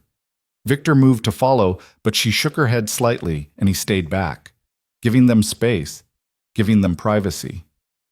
You came, Mara said when she reached him. Victor suggested it. I know, I told him to. Why? Because you needed to see this, needed to understand the scope of what's happening. She looked at him with something that might have been sympathy. You're going to see a lot of coverage over the next few weeks. Stories about us, about the company, about what went wrong. I wanted you to hear the truth directly first. The truth being that I was useless, Adrian said bitterly. The truth being that you were one part of a larger machine, Mara corrected. An important part, but not the only part. Not even the most important part. That's generous of you. I'm not trying to be generous. I'm trying to be accurate. She shifted her folder to her other arm. Adrian, you're talented. You're charismatic. You're good at inspiring people and selling ideas. Those are real skills, but they're not enough to build what we built. You needed infrastructure, capital, strategy, legal protection. You needed someone who understood the fundamentals. You, Adrian said. Me, Mara agreed, and you were happy to let me provide those things as long as you got the credit. The problem was, you started believing you'd done it alone. Started thinking I was just emotional support instead of operational foundation. I didn't mean to. I know, Mara interrupted gently. You never mean to hurt anyone, Adrian. That's part of your charm. You genuinely believe you're a good person making difficult but necessary choices. But intention doesn't erase impact. Adrian wanted to argue, wanted to defend himself, wanted to explain that it had been more complicated than she was making it sound. But looking at her now, confident, composed, completely in control, he realized there was nothing to say. She'd already heard every excuse he could possibly offer. She'd probably predicted them months ago, maybe even written them down in some strategy document labeled Adrian's Expected Responses to Confrontation. What happens now? He asked instead. Now I run the company I built. You move on with your severance. We both start over in our separate lives. That's it? 10 years of marriage, and we just move on? Mara's expression softened slightly. Adrian, we stopped being partners the moment you started planning to replace me. Maybe even before that. Maybe we were never actually partners at all. Maybe I was always the foundation and you were always the facade, and neither of us wanted to admit it. That's not fair. Life isn't fair, Mara said, and there was no heat in it, just a statement of fact. Life is what we make it, and I'm making something new. She turned to leave, then paused. For what it's worth, I did love you. For a long time, I loved you completely. I just loved the company more. And I loved myself enough not to let you take both. Then she walked away, back to Victor and Catherine and Marcus, back to the team she'd assembled to replace everyone Adrian had trusted. They left together, talking animatedly about tomorrow's press conference, about strategic initiatives, about the future. Adrian stood alone in the empty conference room, surrounded by chairs that used to be his to fill, looking at screens that used to display his vision. His phone buzzed one more time. A text from Diane Chen, his former publicist. I've been contacted by 3 networks interested in your story. 60 Minutes, Dateline, and a Netflix documentary team. They're offering significant money. Should I set up meetings? They wanted to pay him to dissect his failure in front of millions of people, to psychoanalyze his relationship, his choices, his spectacular fall from grace, to turn his humiliation into content.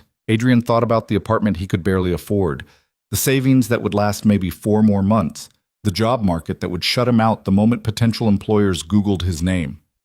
He thought about Mara, who'd planned her revenge with the patience of someone willing to wait years for the perfect moment. He thought about everything he'd lost and everything he'd never actually had. Then he typed back, set up the meetings, all of them. If he was going down, at least he'd get paid for the fall.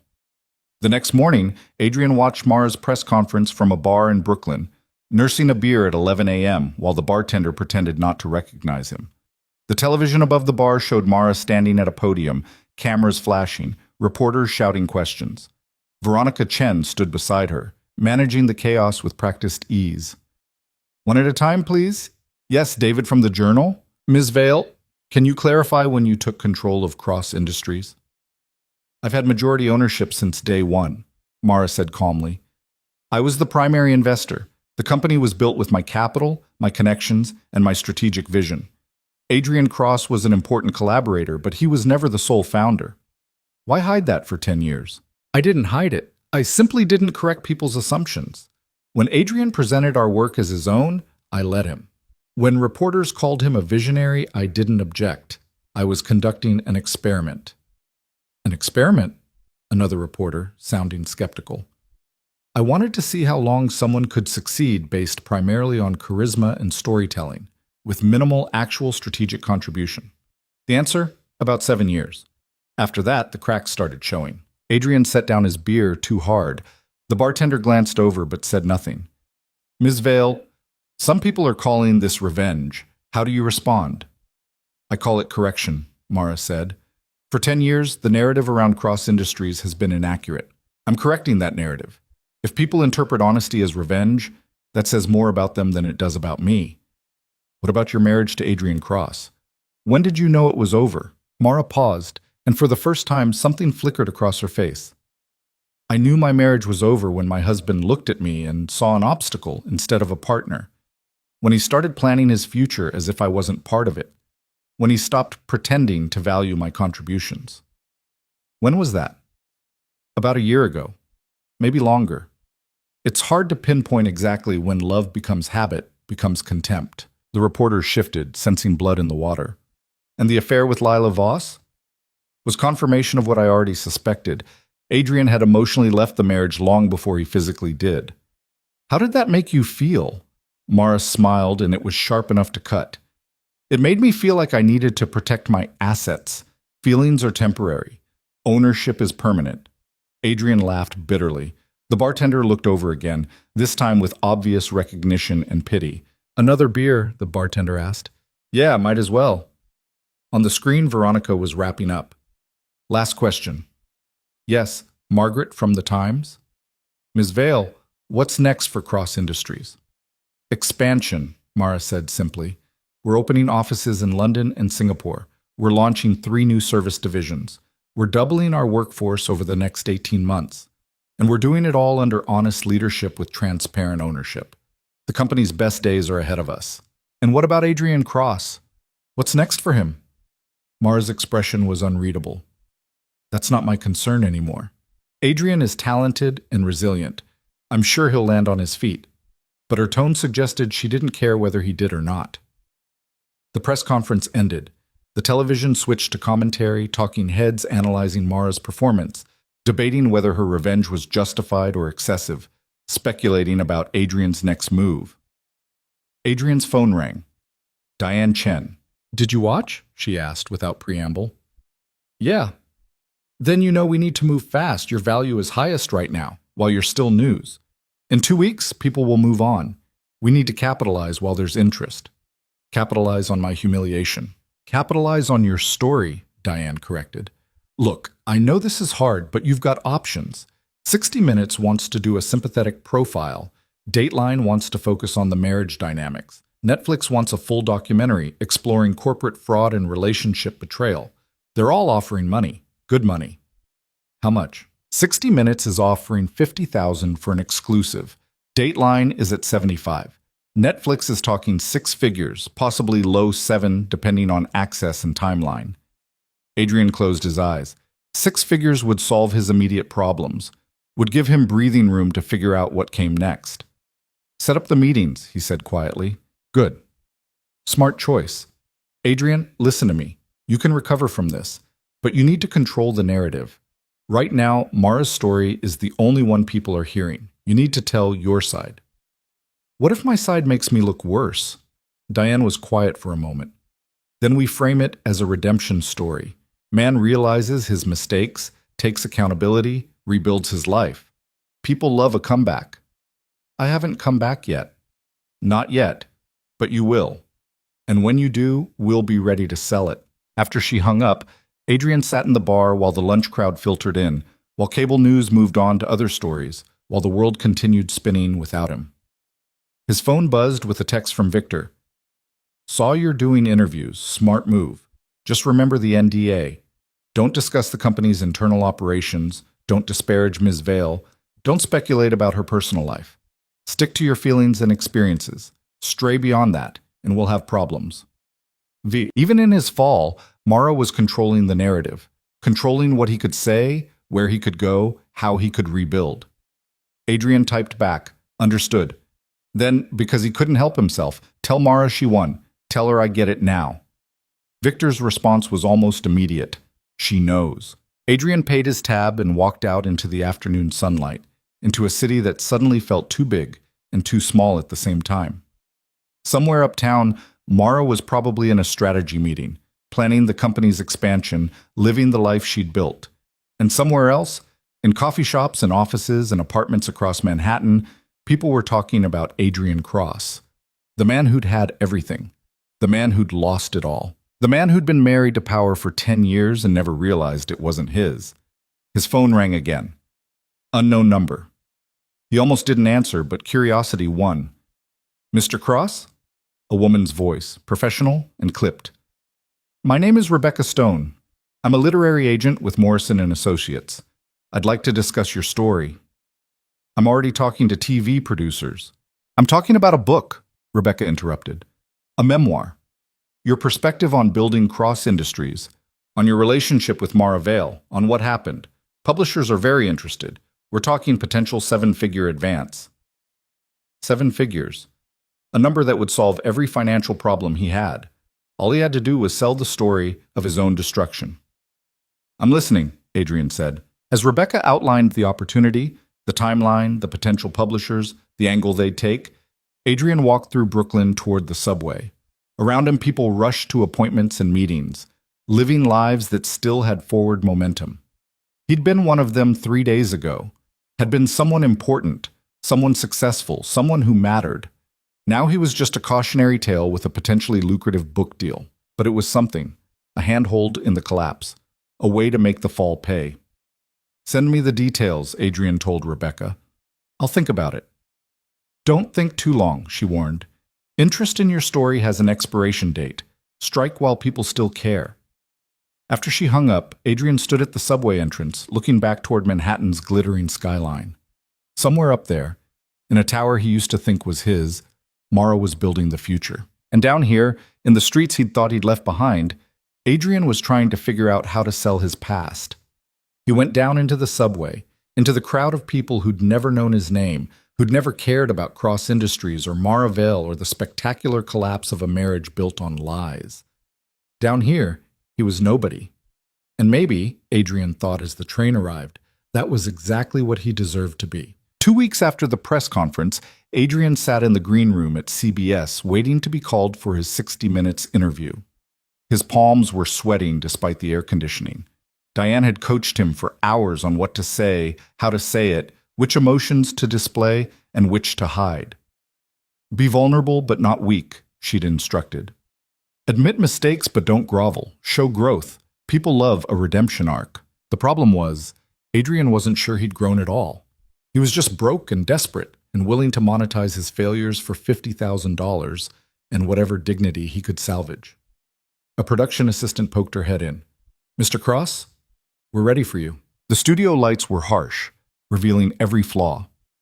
Anderson Cooper sat across from him, professional and polished, looking at Adrian with the neutral expression of someone who'd interviewed everyone from presidents to criminals and found them all equally human. Thank you for doing this, Anderson said as they mic'd Adrian up. Thank you for having me. I want to start by asking the obvious question. What happened? And there it was. The question Adrian had been asking himself every night while he couldn't sleep. Every morning when he woke up in an apartment he could no longer afford. Every time he saw Mara's face on the cover of Forbes or Bloomberg or any of the dozen publications that had decided she was the new face of female entrepreneurship. I got comfortable, Adrian said, sticking to the script Diane had written. I started believing the story I was telling everyone else, that I'd built Cross Industries alone, that I was the visionary, that Mara was just supportive background. But she wasn't. No, she was the architect. I was just the salesman. Anderson leaned forward slightly. When did you realize that? Honestly? Not until she showed me the documentation. Not until I saw years of evidence proving that most of our biggest successes came from her ideas, her strategy, her connections. Adrian paused, letting emotion creep into his voice. I'd rewritten history in my own head, convinced myself I'd done it all. And by the time I realized the truth, it was too late. Your affair with Lila Voss, when did that begin? Adrian had known this question was coming, had rehearsed his answer. About 8 months before I asked Mara for a divorce. I know how that sounds. I know it makes me look like Like someone who was planning to leave his wife while still benefiting from her business acumen? Yes, Adrian admitted. Exactly like that. Because that's exactly what I was doing. Anderson's expression didn't change, but Adrian could see the calculation happening. This was good television. A powerful man brought low, admitting his sins, asking for forgiveness he might not deserve. Did you love Lila Voss? Adrian thought about Lila's last text, the speed with which she'd abandoned him, the Instagram post he'd seen last week showing her at some gallery opening with the tech CEO worth twice what Adrian used to be. I thought I did, but I think what I really loved was how she made me feel. Young, successful, like I deserved to have everything I wanted. He looked directly at the camera. Turns out wanting something doesn't mean you deserve it. And Mara? Did you love her? That question hit harder than Adrian had expected. Yes, I did. For a long time I really did. But somewhere along the way I stopped seeing her as a partner and started seeing her as, I don't know, a part of the background, something that was just always going to be there. Until she wasn't. Until she wasn't, Adrian agreed. The interview continued for 90 minutes. They talked about the company, the deception, the moment Adrian realized he'd lost everything. Anderson was good. He pushed without being cruel, probed without being exploitative. By the end, Adrian felt wrung out, empty. Last question, Anderson said. If you could say one thing to Mara Vale right now, what would it be? Adrian had prepared an answer for this too. Something about respect and understanding, and acknowledging her contributions. But sitting there, under the lights, with cameras capturing every micro-expression, he found himself saying something different. I tell her she was right, about everything, about me not seeing her, about me taking her for granted, about me destroying something good because I was too arrogant to value it. He paused.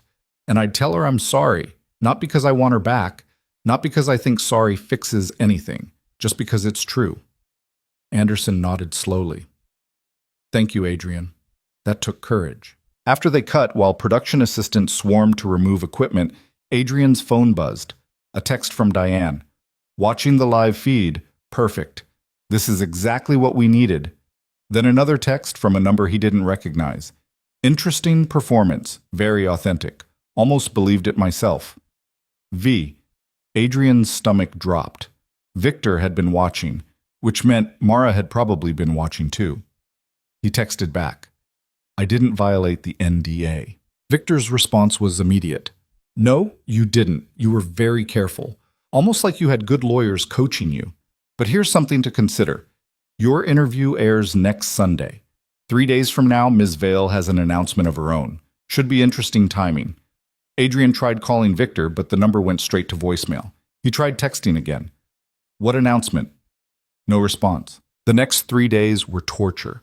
Adrian checked every news site obsessively, looking for hints about what Mara might reveal. He called Diane repeatedly, asking if she'd heard anything. He even considered reaching out to James Morrison or one of the other former Cross Industries executives before remembering that none of them would take his call.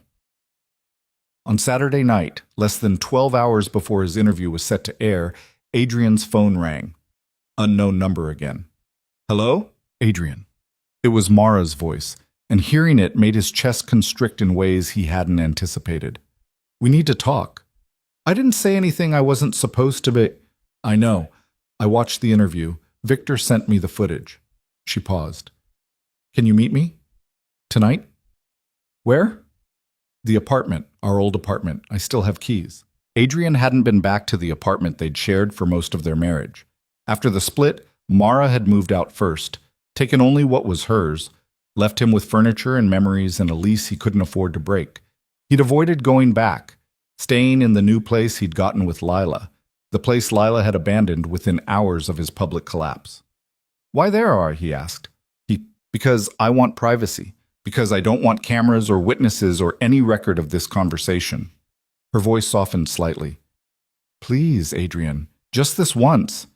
He should have said no, should have called Diane or his lawyer or someone who could advise him. But Mara had said please, and he couldn't remember the last time she'd asked him for anything. What time? 9. Don't be late. 9. The apartment looked smaller than Adrian remembered. Or maybe he'd just gotten used to bigger spaces, more expensive views, the trappings of success he no longer had access to. Mara was already there, sitting on the couch they'd bought together from some second-hand store in Brooklyn, back when they'd been young and broke, and convinced that love and ambition were enough. "Hi," she said when he walked in. "Hi." She dressed casually, jeans and a sweater, her hair loose around her shoulders. She looked more like the woman he'd married than the CEO who'd dismantled his life on national television. "Want something to drink?" she asked. "Sure." She poured them both whiskey from a bottle Adrian recognized. They'd bought it to celebrate their first year in business, back when Cross Industries was just an idea and a laptop and endless hope. They'd never opened it, deciding to save it for some future success that always seemed just out of reach. "Seemed like the right time," Mara said, handing him a glass. They sat on opposite ends of the couch, the space between them feeling wider than it actually was. "Your interview was good," Mara said finally. "Honest. More honest than I expected. You sound surprised." "I am, a little. I thought you'd try to spin it. Make yourself the victim. Blame me for being too secretive or too controlling." "I thought about it," Adrian admitted. "Diane wanted me to, but I'm tired of lying, even lies that make me look better." Mara nodded slowly. "That's growth. Is it? Or is it just exhaustion? Maybe both." She sipped her whiskey. "I wanted to tell you something before tomorrow, before my announcement goes public and you hear it from the news." Adrian's chest tightened. "What announcement?" "I'm getting married," Mara said simply. The words hit Adrian like a physical blow. He knew the divorce was final, knew he had no claim on Mara's life anymore. But hearing it stated so plainly still hurt. "That was fast," he managed. "Not really. I've known him for years, my whole life, actually." She turned the glass in her hands. "His name is Nikolai Volkov. He's Russian originally, been in the States for 20 years. He's in import-export primarily, some real estate, other ventures." Something in her tone made Adrian look at her more carefully. "Import-export, like your grandmother." "Exactly like my grandmother." Mara met his eyes. "My grandmother didn't just run a business, Adrian. She ran an organization, a family. And when she died, she left it to the people who'd been loyal to her. Nikolai was one of them." "You're saying your grandmother was in the mob." "I'm saying my grandmother was a businesswoman who understood that power comes in many forms. Legal, illegal, somewhere in between. She navigated all of it successfully." Adrian set down his glass before he dropped it. "And you? Are you?" "I run a legitimate company," Mara interrupted. "Cross Industries is completely legal. Every transaction, every contract, every dollar is accounted for and taxed appropriately. But I also have other connections, other resources, protection that goes beyond what lawyers and contracts can provide." "Victor," Adrian said, understanding clicking into place. "Victor works for Nikolai. Has for 15 years.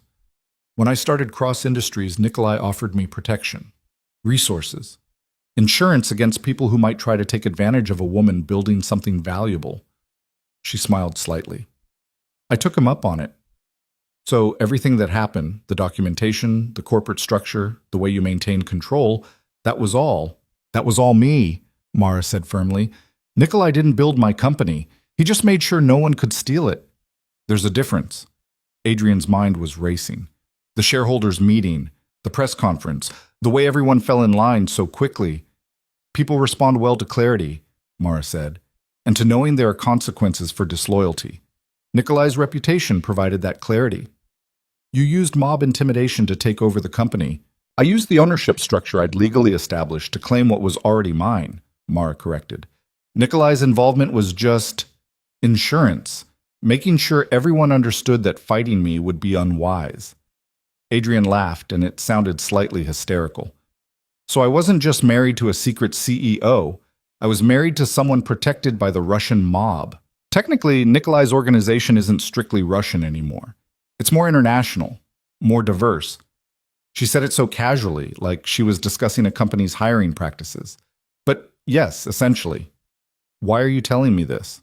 "Because tomorrow, when I announce my engagement to Nikolai, people are going to start digging. They're going to find connections between him and my grandmother. They're going to speculate about his business interests. And I wanted you to hear the truth from me first." How considerate. Adrian, her voice was sharp. I'm telling you this so you know what you're dealing with. So you understand that the rules have changed. What rules? The rules about what you can say publicly. The rules about how you discuss me or Nikolai or anything connected to us. She leaned forward. Your interview tomorrow is fine. You stuck to your experiences, your feelings, your perspective. That's acceptable. But if you start speculating about my personal life, about Nikolai's business, about anything that could damage us, you'll what? Have Victor threaten me? Have your mob boss fiancé make me disappear? No, Mara said quietly, because you're smarter than that. Because you understand that some battles aren't worth fighting. Because despite everything, I don't actually want to hurt you, Adrian. I just want you to leave us alone. Adrian stood up, pacing to the window. The city spread out below, indifferent and infinite. Does Nikolai know about me? About our marriage? He knew about you before we even met. He's known about every major decision I've made since I was 18 years old. And he's okay with you being married to someone else for 10 years. He understood it was strategic. I needed a public partner who could be the face of the company while I built the infrastructure. You were perfect for that role. She paused. And I did love you, Adrian. That wasn't fake. It just wasn't enough to override my long-term plans. Long-term plans that included marrying a mob boss. Long-term plans that included protecting everything I built. Nikolai offers that protection. Plus, I love him. Have loved him since I was 20 years old. He's patient, loyal, and he actually sees me. Really sees me. Not the potential version of me I could become with the right training. Not the quiet wife who's useful to have around. Just me. The words stung because Adrian knew they were aimed at him. He'd never really seen Mara. He'd seen what he wanted her to be. Supportive, convenient, undemanding. When's the wedding? He asked, because he didn't know what else to say. 6 weeks? Small ceremony, private.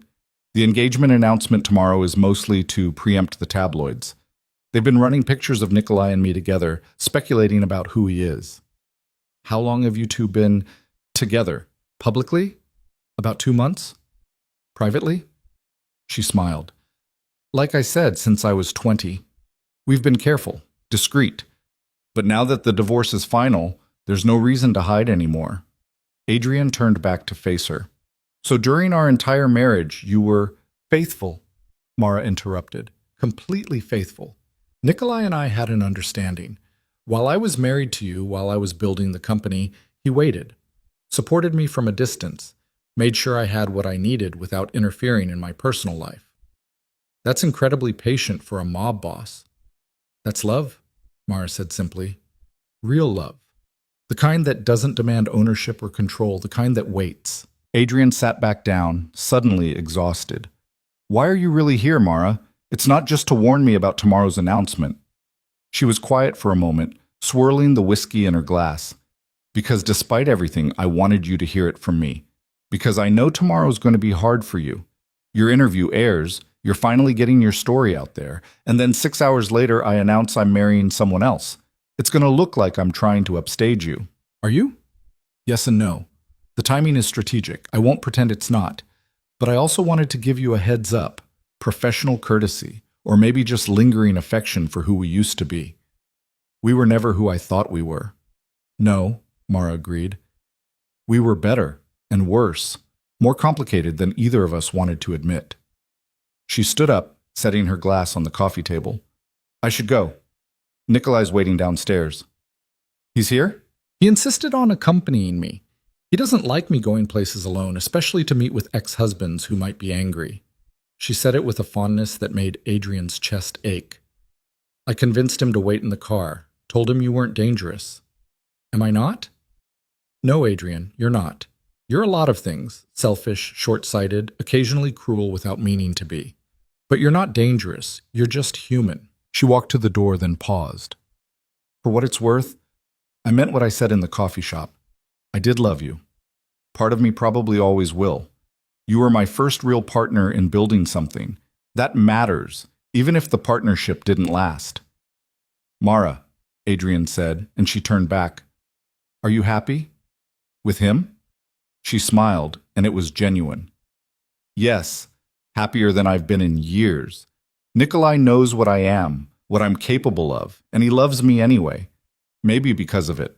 I should have loved you like that. Yes, she said quietly. You should have. But you didn't, and now we're both moving on to people who fit us better.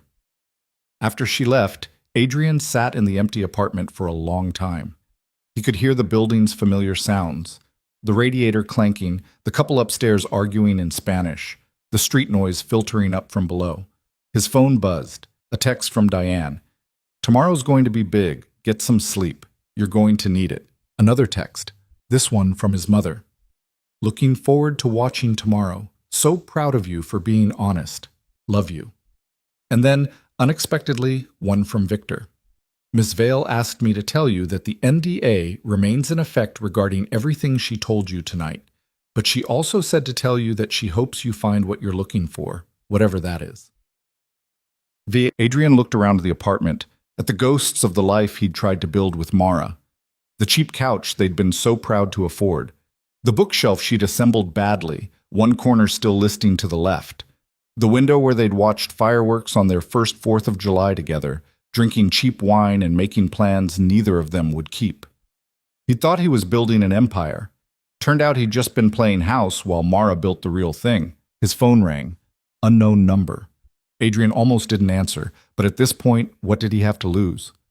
Mr. Cross? This is Daniel Reeves from the New York Times. I understand Mara Vale is announcing her engagement tomorrow. I wanted to give you a chance to comment. No comment, Adrian said. Are you sure? This is your opportunity to... I'm sure. No comment. On anything. He hung up. Within 30 seconds, the phone rang again. Different reporter, same question. Adrian turned off his phone entirely. He poured himself another glass of whiskey from the bottle Mara had opened, the bottle they'd saved for success. She'd achieved the success. He'd just been there for the ride. Tomorrow, his interview would air. He'd tell America about his failures and his regrets and his carefully crafted redemption arc. And 6 hours later, Mara would announce her engagement to a man who sounded like he'd stepped out of a crime thriller. The press would have a field day. The contrast would be irresistible. Fallen executive gives tearful interview while ex-wife announces engagement to mysterious international businessman with questionable connections. Adrian would look pathetic. Mara would look powerful. Story of their marriage, really. He slept on the couch that night in the apartment they'd shared, surrounded by memories of a life that now felt like it had belonged to someone else, someone younger, someone stupider, someone who'd thought charisma and confidence were the same as competence. When he woke up the next morning to his phone buzzing with notifications, he'd turned it back on out of habit, the news was already everywhere. Mara's engagement had leaked early, probably intentionally. Her publicist was good at controlling narratives. The headlines were exactly what Adrian had expected. From CEO to bride, Mara Vale to marry Nikolai Volkov, and Cross Industries owner announces engagement months after high-profile divorce, and his personal favorite from page 6, while exploits come back, Mara Vale levels up with billionaire fiancé. There were photos too. Mara and Nikolai at some charity gala, looking like they'd been photoshopped for perfection. He was older than Adrian had imagined, maybe mid-50s, with silver hair and the kind of face that suggested he'd seen things most people only had nightmares about. But the way he looked at Mara, like she was the only person in a room full of people, made something twist in Adrian's chest. That's how he should have looked at her, should have seen her. His interview aired at 7 p.m. Adrian watched it alone in his apartment, drinking beer and cringing at his own performance. He thought he'd done well in the moment, but watching it back, he could see the calculation. The careful pauses, the rehearsed vulnerability. America loved it anyway. Twitter, or whatever they were calling it now, exploded with reactions. Half the internet thought he was a narcissist getting what he deserved. The other half thought he was a cautionary tale about ambition and regret. A few people, bless them, just thought he seemed sad. At 9 p.m., Mara's official announcement went live. A statement from her publicist, an interview with Vogue, photos from a professional shoot that made her and Nikolai look like they ruled a small country. Nikolai and I have known each other for years, Mara said in the Vogue piece. He's been a friend, a mentor, and a source of support through some of my most challenging times. I'm grateful that we can finally build a life together publicly. No mention of the mob connections. No mention of her grandmother's organization. just a sanitized story about childhood friends finding love. The comment sections were brutal. People compared Adrian's interview to Mara's announcement, drawing conclusions about who'd won the divorce, as if marriage was a competition with clear winners and losers. Maybe it was, Adrian thought, and maybe he'd lost years before the final buzzer. His phone rang. Diane, have you seen the numbers? She asked, breathless with excitement. What numbers? Your interview is trending, top 3 on Twitter. The CBS website crashed from traffic. We've already had 6 more interview requests, and Netflix just doubled their documentary offer. That's great, Adrian said flatly. Great? Adrian, this is incredible. You're relevant again. People care about your story. They care about my failure. There's a difference. Who cares why they're watching? All that matters is they're watching. We can leverage this into, I need to go, Diane. Wait, don't. He hung up, turned off his phone again, sat in the silence of his apartment while the city buzzed outside his window. Somewhere out there, Mara was celebrating her engagement with a man who'd waited 15 years for her. A man who saw her for exactly who she was, brilliant, ruthless, strategic, and loved her because of it, not despite it. Adrian had loved the idea of Mara, the supportive wife, the helpful partner, the woman who made him look good without demanding too much attention. He'd never loved the real her. He'd never even tried to find out who the real her was. That was the truth his carefully crafted interview had danced around. That was the reality he couldn't admit on national television because it made him look worse than selfish or stupid. It made him look blind. His phone, he'd turned it back on again because apparently he was a glutton for punishment, buzzed with one final text. From Mara. I watched your interview. It was brave. I hope you find peace, Adrian. I really do. M. He stared at the message for a long time before typing back, I hope you're happy. You deserve it. 3 dots appeared, disappeared, appeared again. Finally. Thank you. So do you. But they both knew that was a lie. Adrian didn't deserve happiness. He deserved exactly what he got. The consequences of his own choices, the wreckage of his own making.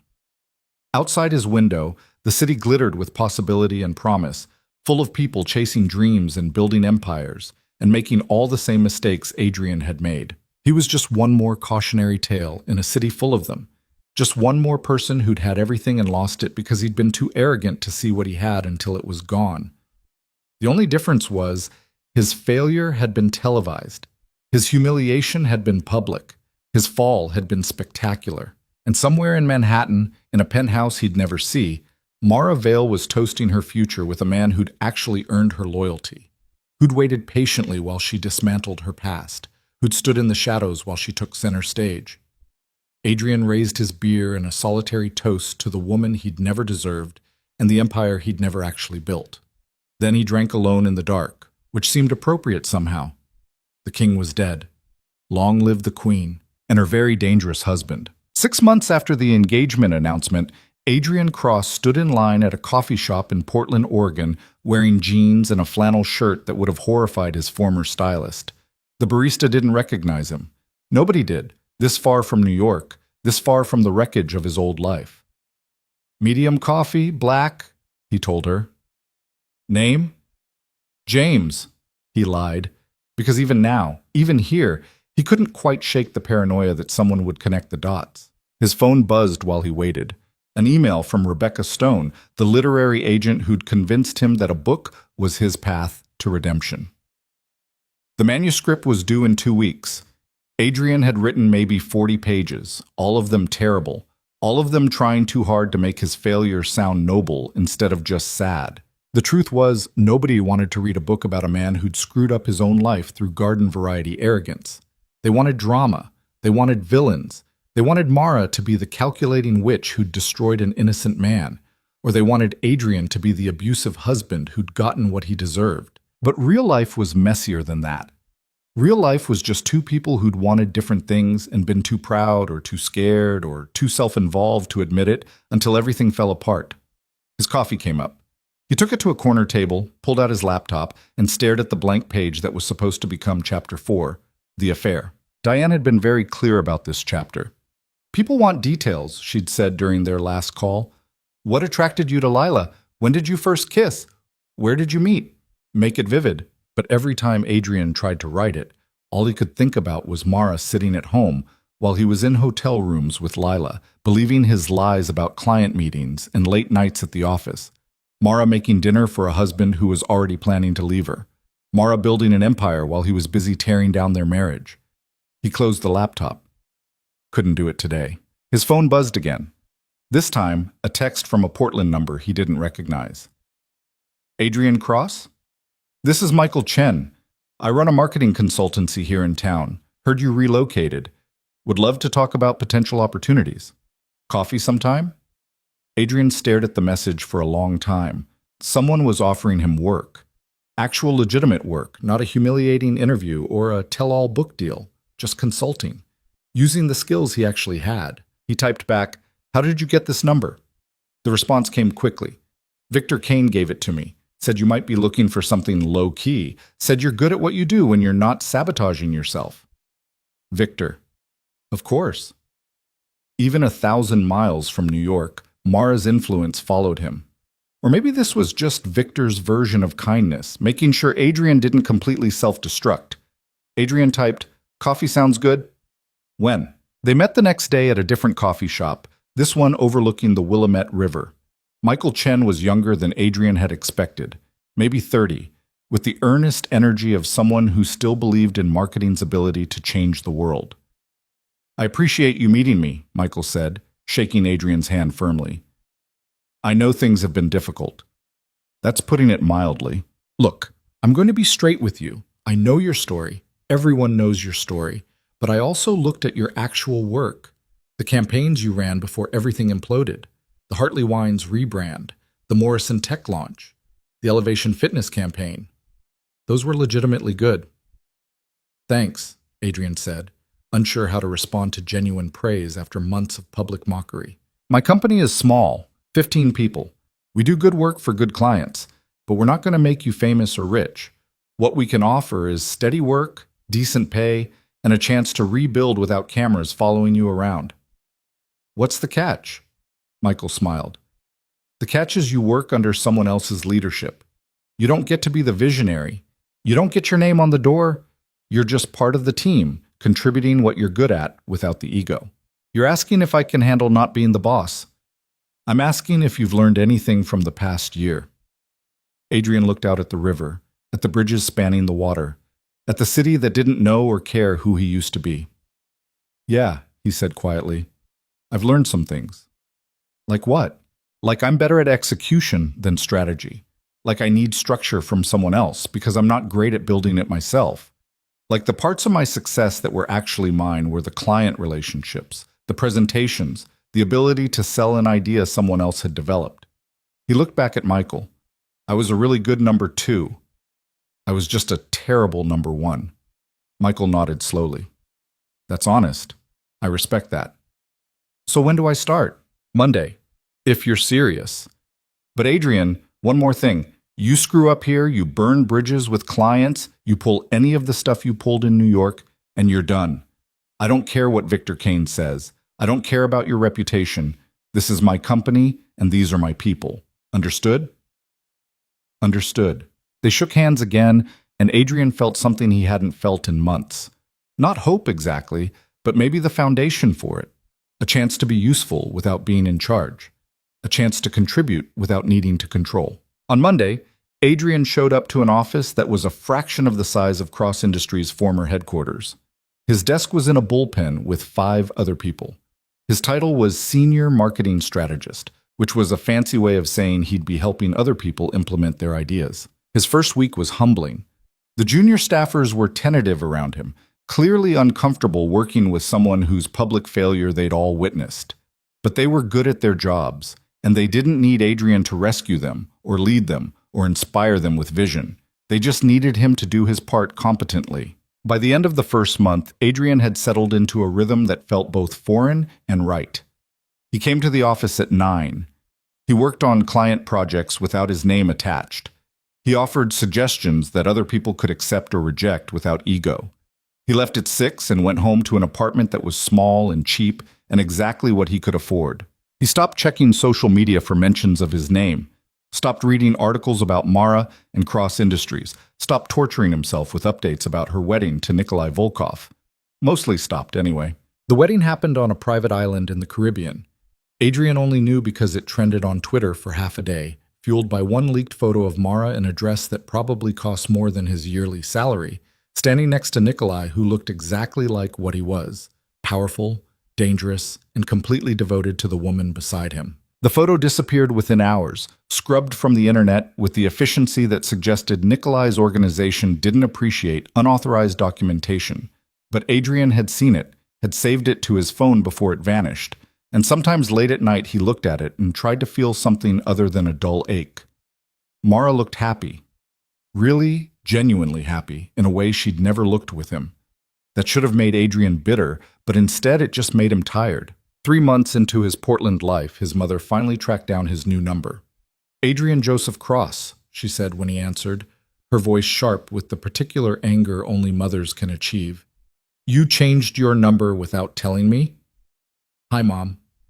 "Don't hi, Mom me. I've been worried sick. You stopped returning my calls. You moved across the country without telling me.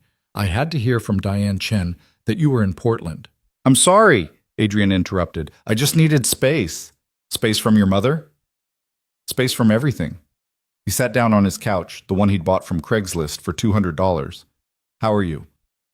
She was quiet for a moment. "I'm fine. Your sister is fine. We're all fine. The question is, are you fine?" "I'm managing." "Adrian, tell me the truth." So he did. He told her about the job, about the apartment, about the simple life he was building that looked nothing like the one he'd lost. He told her about writing 40 pages of a book he'd never finish because he couldn't find a narrative that wasn't just, "I screwed up and paid for it." "Good," his mother said when he finished. "Good? Good that you're not finishing that book. Good that you're working a normal job. Good that you're finally living within your means instead of constantly trying to prove something. I thought you'd be disappointed." "Disappointed?" "Baby, I was disappointed when you married that poor girl and then treated her like she was lucky to have you. I was disappointed when you started showing up in magazines talking about your vision like you were Steve Jobs. I was disappointed when you had an affair with a woman young enough to be your daughter. Lila's 28, not exactly. And you're 42, which makes her young enough to be your daughter if you'd started very early. Don't interrupt me." Her voice softened. "What I'm saying is, this version of you, the one who works a regular job and lives in a regular apartment and isn't trying to be anyone except Adrian, this is the version I'm proud of." Adrian felt his throat tighten. "Really? Really? You were never meant to be a CEO, sweetheart. You were meant to be the guy who helps other people succeed. There's no shame in that. Actually, there's dignity in it. More dignity than in pretending to be something you're not." After they hung up, Adrian sat in his quiet apartment and cried for the first time since the Metropolitan Club gala. Not dramatic tears, just a quiet release of everything he'd been holding on to. His mother was right. He'd spent 10 years trying to be someone he wasn't, and it had cost him everything. But maybe there was something valuable in the wreckage. Maybe there was a chance to build something smaller, but more honest. Meanwhile, across the country, Mara Vale stood in the corner office of Cross Industries, now officially rebranded as Vale Strategic, and looked out at Manhattan spread beneath her like a conquered kingdom. The past 6 months had been a calculated symphony of corporate maneuvering. 3 unprofitable divisions sold off to competitors. 2 major acquisitions that expanded their international footprint. A complete restructuring of the executive team that eliminated anyone whose loyalty was questionable. James Morrison had resigned rather than adapt to Mara's leadership. Sarah Chen from legal had tried to organize a small rebellion among the senior staff. Both of them now worked for smaller firms. Their reputations intact, but their influence diminished.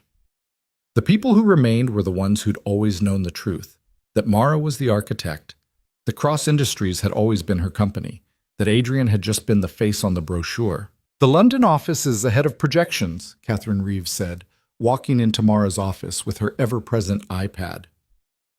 "Singapore is ramping up slower than we'd hoped, but still on track. And Marcus closed the Yamato deal yesterday, $30 million in new revenue." "Good," Mara said. "What about the Hartley partnership?" "Solidifying nicely. Their investment is already paying dividends. They've been excellent partners, hands-off, supportive, exactly what we needed. Unlike Axis Global, which had tried to acquire two of Vail Strategic's competitors after losing out on the Cross Industries deal. Tried and failed because Victor had made it very clear that businesses partnering with Axis would find their other ventures experiencing unexpected complications. Nikolai's influence had its uses. Speaking of whom, Mara's phone buzzed with a text from her husband. "Dinner tonight? Want to show you something?" She smiled and typed back, "What kind of something?" "The kind that requires champagne and possibly a lawyer." Mara laughed. Nikolai had been hinting about a surprise for weeks, refusing to give details. She texted, "I'll bring Victor. Already invited him. 7 p.m. Don't be late, Mrs. Volkov." The name still felt new. Mara Vail Volkov, though professionally she'd kept just Vail. The press had speculated endlessly about her choice to hyphenate, reading meaning into every decision. In reality, it was simple. Vail was the name she'd built her empire under, and she wasn't giving it up. But Volkov was the name of the man who'd waited 15 years for her, and she wanted to honor that too. Catherine was still going through numbers when Victor appeared in the doorway. "Sorry to interrupt," he said. "Quick update on the Portland situation." Mara glanced at Catherine, who took the hint and excused herself. "What Portland situation?" Mara asked once they were alone. "Adrian Cross, Michael Chen's firm hired him 3 months ago. He's been working there quietly, no drama, no problems. Thought you'd want to know he's stable." Mara had asked Victor to keep occasional tabs on Adrian, not because she cared about his day-to-day life, but because she needed to know if he was planning anything that could damage her: a revenge plot, a lawsuit, a book deal that violated the NDA. "And the book?" she asked. "Abandoned, apparently. His agent is furious, but Adrian returned the advance, said he couldn't write it honestly without violating agreements, and couldn't write it dishonestly without hating himself more than he already does." "That's surprisingly mature." "People change," Victor said. "Sometimes, usually not, but sometimes." "Should I be worried about Adrian?" Victor shook his head. "No, he's neutered. Working a job that pays maybe $80,000 a year, living in a studio apartment, dating a kindergarten teacher he met at a farmer's market. He's living the life he should have been living all along." Mara absorbed this information without emotion. Adrian dating someone meant nothing to her now. He was her past, already receding into the kind of memory that only surfaced occasionally, usually when she signed documents that still had Cross Industries in the archive headers. "And Lila Voss?" Mara asked, because she was thorough about loose ends. "Engaged to that tech CEO, Tyler Morrison. The one who sold his company for $2 billion last year. She's doing fine. Better than fine, actually. Leveraged the Cross Industries scandal into a whole redemption narrative about how she was deceived too." "Of course she did. People like Lila always land on their feet. People like Adrian." Victor paused. "People like Adrian usually don't. The fact that he has is worth noting." After Victor left, Mara stood at her window and thought about the man she'd been married to for 10 years. She didn't hate him. Hadn't hated him even when she was dismantling his life piece by piece. Hate required passion, and what she felt for Adrian now was closer to indifference tinged with faint regret. Regret that he'd never been who she needed him to be. Regret that she'd wasted a decade hoping he'd change. Regret that love hadn't been enough to overcome fundamental incompatibility, but mostly just indifference. Her phone buzzed. Nikolai again. "Bring an appetite. This is going to be memorable." Dinner was at their penthouse in Tribeca, the one Nikolai had bought as a wedding present. The view was spectacular. The Hudson River on one side, the city lights on the other. Nikolai had cooked, which he did surprisingly well for a man whose primary reputation involved intimidating people. "Beef Wellington," he said, pulling it from the oven with the pride of someone who'd spent all afternoon on it. "Your grandmother's recipe. Took me 3 tries to get it right." Victor arrived with champagne, something expensive that Mara couldn't pronounce. They ate at the dining table that sat 12 but currently only held 3, talking about business and politics and a shipment issue in Rotterdam that would require Nikolai's personal attention. After dinner, Nikolai poured more champagne and pulled out a folder. "Remember that building on West 42nd?" he asked Mara. "The one you said would be perfect for Vail Strategic's new headquarters? The one that's owned by the Castellano family and definitely not for sale?" Was owned by the Castellano family, Nikolai corrected, sliding papers across the table. I convinced them to sell. Mara looked at the purchase agreement, her eyes widening. Nikolai, this is $42 million, yes. Already paid. The building is yours. Wedding present. You already gave me a wedding present. This entire apartment that was for us. This is for you, for your company, for the empire you built. He smiled. Every queen needs a proper castle. Mara felt tears prick her eyes, which was ridiculous. She didn't cry at business deals. But this wasn't just a business deal. This was Nikolai understanding what Vale Strategic meant to her, understanding that her company was more than just revenue and market share. It was proof. Proof that she'd built something real. Proof that she was more than Adrian Cross's quiet wife. Proof that she was exactly who her grandmother had raised her to be. How did you convince the Castellanos? Victor asked, examining the papers. I reminded them that we've had a very profitable partnership over the years, and that profitable partnerships should be maintained through occasional acts of generosity. Nikolai's smile widened. Also, I may have mentioned that I heard their son was having some difficulties with a federal investigation, and that difficulties like that sometimes resolve themselves when the right people are feeling cooperative. You blackmailed them, Mara said. I created a mutually beneficial situation, Nikolai corrected. They get their son's legal problems quietly handled. I get to give my wife the building she wanted. Everyone wins. Victor laughed. Except maybe justice. Justice is a construct created by people with power to control people without it, Nikolai said, refilling their glasses. We have power. We make our own justice. They toasted to the new building, to Vale Strategic's future, to the empire that kept growing. Later, after Victor left and the city quieted to its late-night hum, Mara stood on the balcony with Nikolai, looking out at the lights. Are you happy? Nikolai asked, his arm around her waist. Yes, Mara said, and meant it completely. Are you? I've waited 15 years for you, watched you build an empire, watched you marry someone else, watched you be underestimated and overlooked and taken for granted, and now you're here, you're mine, and everyone knows exactly who you are. He kissed her temple. I'm not just happy, I'm victorious. We haven't won everything yet, Mara said. Vale Strategic is still smaller than I want it to be. We're not in the top 5 consulting firms. We will be, Nikolai interrupted, because you're brilliant and ruthless, and you don't stop until you get what you want.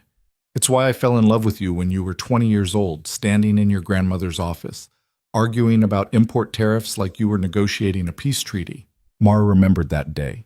She'd been so young, so determined to prove herself to her grandmother's associates. Nikolai had been one of them, already established, already feared. He'd watched her argue circles around men twice her age, and afterward he'd told her grandmother, "That one's going to rule the world someday." Her grandmother had laughed and said, "I know. That's why I'm training her." Now, 14 years later, Mara was doing exactly that. Ruling her world, anyway. The business world. The world that had overlooked her for so long. The press had mostly moved on from the Adrian Cross scandal. Now they wrote about Mara Vale Volkov, CEO of Vale Strategic, wife of Nikolai Volkov, power couple reshaping the landscape of corporate consulting. They wrote profiles about her business acumen, her strategic vision, her rise from quiet wife to industry leader. Some articles mentioned Adrian, but only as a footnote. The man who'd thought he was building an empire while his wife built the real thing. The cautionary tale about ego and blindness and taking people for granted. A year after the Metropolitan Club Gala, Veronica Chen from Metropolitan Magazine called Mara directly. I want to do a profile, Veronica said. Not about the scandal, not about Adrian, just about you. About how you built Vale Strategic, about being underestimated and how you use that to your advantage. Why now? Mara asked.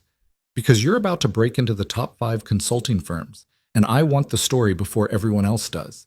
Plus, I think there's something here about women who build empires quietly while everyone's paying attention to louder, flashier men.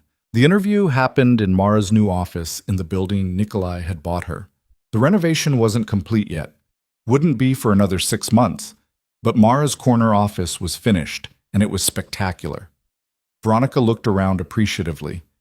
This is quite an upgrade from Cross Industries. Cross Industries was Adrian's vision, Mara said. Modern, flashy, all glass and chrome. This is mine. Classic, solid, built to last. They talked for 2 hours. About Mara's grandmother, who'd immigrated from Russia with nothing and built a business empire that straddled legal and illegal with equal success. About meeting Nikolai when she was barely out of college. About the patient courtship that had lasted over a decade while she built her public life. About marrying Adrian because she needed a face for her company, someone charming and presentable who could sell ideas while she developed them. "Did you ever love him?" Veronica asked. "Yes," Mara said honestly. "For a while I really did. I thought we could build something together, that he'd eventually see me as an equal partner, but he never did, and love without respect doesn't survive." "Do you regret how it ended?" "I regret that it had to end publicly. I regret that Adrian was humiliated, but I don't regret protecting what I built, and I don't regret refusing to fade away quietly just to make his exit easier. Some people think you are too harsh. Some people think women should be grateful for whatever scraps of recognition men throw them. Those people can think what they want." Mara smiled. "I stopped caring about other people's opinions the day I realized my grandmother had been right all along. The only opinion that matters is your own." The article ran 3 weeks later. The cover showed Mara in her office, looking directly at the camera with an expression that suggested she knew exactly how powerful she was and felt no need to apologize for it. The headline read, "The Quiet Revolution, How Mara Vale Built an Empire While Everyone Was Watching Someone Else." It was perfect. Adrian saw the article in a coffee shop in Portland. The magazine was on the rack by the register, Mara's face staring out at him from glossy paper. He bought a copy and read it over his lunch break, sitting in a park near his office. The article was good, fair. It acknowledged his role in cross industries without diminishing Mara's contributions. It presented their marriage as a business partnership that had ultimately failed because of fundamental differences in values and vision. Reading it, Adrian felt something he hadn't expected: relief. The narrative was finally complete. The story had an ending that didn't require his input or his perspective or his carefully crafted redemption arc. Mara had won. Not just the company or the money or the reputation. She'd won the story itself. She'd controlled the narrative from beginning to end, and now she got to define what it all meant. Adrian's phone buzzed. A text from Lauren, the kindergarten teacher he'd been seeing for 2 months. "Still on for dinner tonight?" "I'm making lasagna." He typed back, "Absolutely. Can I bring anything?" "Just yourself. And maybe wine if you're feeling fancy." Adrian smiled. Lauren didn't know who he used to be. Didn't care about cross industries or Mara Vale or any of it. She knew him as the marketing guy who helped her school with their fundraising campaign, who showed up when he said he would, who didn't try to be more than he actually was. It was the healthiest relationship he'd ever had. That evening, sitting in Lauren's small apartment, eating homemade lasagna and drinking wine that cost $12, Adrian felt something he hadn't felt in years. Content. Not happy exactly. Not the manic joy he used to chase through deals and affairs and public validation. Just content. Just okay with being exactly where he was. "You seem different tonight," Lauren said, refilling his wine. "Different how?" "Lighter. Like you finally put down something heavy you've been carrying." Adrian thought about the magazine in his bag, about Mara's face on the cover, about the story that was finally, definitively over. "Yeah," he said, "I think I did." 2 years after the Metropolitan Club Gala, Vail Strategic officially broke into the top 5 global consulting firms. The announcement made the Wall Street Journal, Forbes, and Bloomberg simultaneously. Mara did a round of interviews, all carefully controlled, all reinforcing the narrative she'd built. She was the woman who'd been underestimated, the wife who'd been overlooked, the strategic genius who'd built an empire while everyone assumed she was just emotional support. It was a good story, a powerful story, and it was mostly true, which was the best kind of story. At the celebration dinner Nikolai threw at their penthouse, 50 people, caterers, a violinist, Mara found herself on the balcony again, looking out at the city that had finally acknowledged her. Victor joined her, scotch in hand. "Hell of a journey," he said. "It's not over." "It never is. But this is a good milestone." He sipped his drink. "Your grandmother would be proud." "She'd say I took too long," Mara countered. "She'd say I wasted 10 years on Adrian when I should have just taken control from the beginning." "Maybe.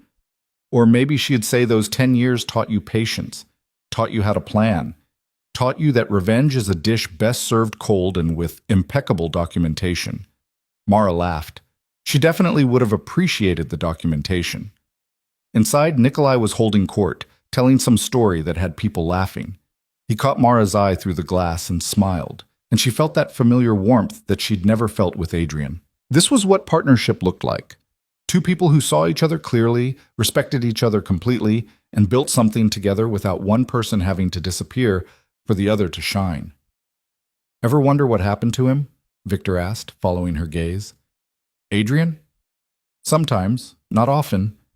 He's still in Portland, still working for Michael Chen, got promoted to director level, engaged to that teacher. Good for him, Mara said, and meant it. He deserves to be happy, just not with me, and not with my company. You really don't hate him. I really don't.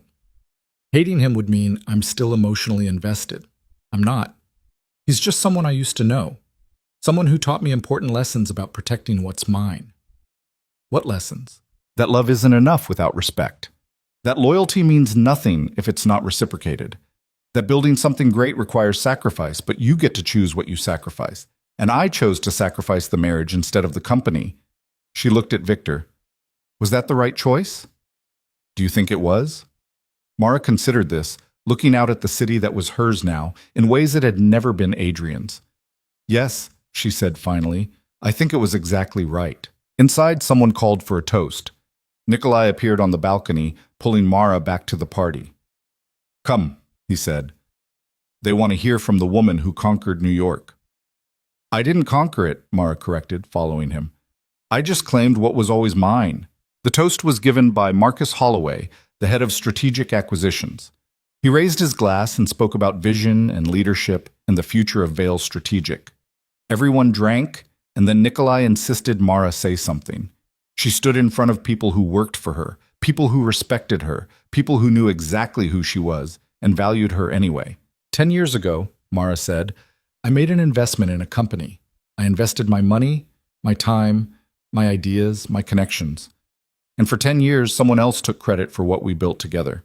Some of you know this story. Some of you lived it. All of you know how it ended. People nodded. A few smiled. They'd all been there for the revolution. But tonight isn't about the past. Tonight is about what we're building now. Vail Strategic isn't just my company. It's ours. Everyone in this room has contributed to getting us here. Everyone in this room owns a piece of this success. She raised her glass. So here's to us, to building something that lasts, to protecting what we create, to never apologizing for our power, and to always reading the fine print, laughter and applause. Glasses raised. The party continued late into the night, full of people who believed in what they were building, who trusted the woman leading them, who knew they were part of something significant. Later, after everyone left, after the caterers cleaned up and the violinist packed away her instrument, Mara and Nikolai stood together in their silent penthouse. You did it, Nikolai said quietly. Everything your grandmother said you would do. Everything I knew you could do. You built an untouchable empire. We built it, Mara corrected. I couldn't have done this without you, without your patience, without your support, without your very useful connections that keep competitors nervous and partners honest. My connections are yours. Everything I have is yours. You know this. I do know. And I'm grateful. She turned to face him. Nikolai, did you ever doubt? When I was married to Adrian, when I was building Cross Industries under someone else's name, did you ever doubt I'd come back to you? No, he said simply, because I knew you, really knew you, not the version you showed Adrian or the public or anyone else. I knew you were building something that would outlast any marriage of convenience. And I knew that when you were done, when you'd taken what you needed from that life, you'd come home. And I did. And you did. He kissed her forehead. My patient, brilliant, dangerous wife, the only woman who could bring me to my knees. They stood together looking out at Manhattan, at the empire Mara had built from silence and strategy, and the kind of patient revenge that took years to perfect. Somewhere in Portland, Adrian Cross was probably sleeping peacefully, dreaming small dreams about small victories, building a small life that actually fit him. And here, in New York, Mara Vale Volkov stood at the top of her world, surrounded by power and protection and the love of a man who'd waited 15 years for her. She'd started as an invisible wife. She'd ended as an untouchable queen, and every single step of the journey had been worth it. The story could have ended there, neat and conclusive. But life wasn't that simple, and Mara knew better than to think she'd reached the summit. 5 years after the Metropolitan Club Gala, Vale Strategic was the second largest consulting firm globally. They had offices in 17 countries. Their client list read like a Fortune 500 directory. Mara's personal net worth had crossed into the billions. She was 42 years old, and she ruled an empire that touched every corner of the business world. But power attracted attention, and attention attracted complications. The first complication came from the FBI, investigating connections between Nikolai's import-export business and certain Eastern European organizations with questionable tax practices. The second came from a competitor who'd hired a team of investigative journalists to dig into Vale Strategic's corporate history. Both complications resolved themselves quickly. The FBI investigation stalled after key witnesses became suddenly uncooperative. The journalists found their exposé killed by their publisher, who'd apparently received a very convincing phone call about the dangers of printing unverified allegations. Nikolai's influence at work, protecting what was his. But Mara knew that protection came with a price, that every favor called in, every threat made, every problem solved through intimidation instead of law, added to a debt that would eventually come due. "Are you worried?" Nikolai asked one night, after another close call with regulatory scrutiny. "I'm realistic," Mara said. "We've built something powerful. Power attracts enemies. Enemies will try to tear us down. It's the natural order. And we'll defeat them, like we always do." "Will we? Or will we just keep fighting the same battles over and over until we make a mistake?" Nikolai pulled her close. "Then we don't make mistakes. We stay vigilant. We stay ruthless. We stay ahead of anyone who wants what we have." Mara leaned into him, this man who'd shaped her adult life, who'd given her protection and love and the freedom to build her empire without apology. "I don't regret any of it," she said quietly. "Not Adrian, not the years of silence, not the way it ended, not marrying you, not any of it." "Good," Nikolai said, "because we're just getting started." And they were. Vale Strategic continued to grow. Mara's influence continued to expand. She sat on boards, advised governments, shaped industries. She became the woman her grandmother had raised her to be, powerful, feared, respected. She was no longer anyone's invisible wife. She was no longer content to work in shadows while someone else took the light. She was Mara Vale Volkov. She'd built her throne from patience and strategy and the bones of a marriage that had never deserved her, and no one would ever make her small again. In Portland, Adrian Cross married Lauren in a small ceremony attended by 50 people. No press, no cameras, just friends and family and the quiet joy of building something simple and real. He'd stopped following Mara's career years ago, stopped torturing himself with her success, stopped comparing his small life to her massive one. He was happy, in his way. Not the explosive, validating happiness he'd chased in his Cross Industries days, just the steady contentment of knowing who he was, what he could offer, and where he belonged. He taught marketing at Portland State 3 days a week, worked with Michael Chen the other 2, came home to a wife who loved him for who he actually was, not who he pretended to be. It was enough. Sometimes late at night, he thought about the man he'd been, the arrogant CEO who thought charisma was the same as competence, the husband who'd looked at brilliance every day and seen only support staff. He'd been such an idiot. But idiots could learn, idiots could grow, idiots could build smaller, better lives from the rubble of their massive failures. "You're thinking about her again," Lauren said one night, catching the distant look in his eyes. "How do you know?" "Because you get this expression, like you're looking at something very far away that you can't quite reach." "I'm not trying to reach her," Adrian said honestly. "I'm just remembering who I used to be, making sure I never become that person again." "You won't," Lauren said with the confidence of someone who'd never seen his worst self. "You're too aware now, too careful." Maybe she was right.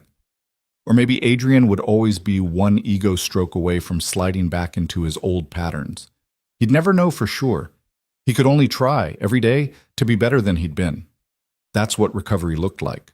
Not grand redemption, not public forgiveness, just daily effort to be someone worth being. And so the years passed. Mara's empire grew. Adrian's life stayed small and steady. They existed in parallel realities, connected only by the history they'd shared and the lessons they'd learned. Mara learned that power required constant vigilance, that empires needed protection, that being untouchable meant accepting isolation. Adrian learned that happiness came from accepting limitations, that contentment grew from honest work, that love required seeing people clearly instead of projecting fantasies onto them. Different lessons, different paths, different destinies. But both of them, in their own ways, had become exactly who they needed to be. Mara stood on her throne, untouchable and alone in the way all-powerful people are alone, building something that would outlast her. Adrian stood in his classroom, teaching students about marketing fundamentals, building nothing that would echo through history, but everything that made daily life meaningful. The queen and the commoner, both of them exactly where they belonged. And somewhere, in whatever comes after, Mara's grandmother was smiling, because she'd raised a woman who refused to be erased, who built her empire on her own terms, who proved that patience and planning could defeat charisma and ego. She'd raised a queen, and the queen had claimed her crown. That was the only ending that mattered.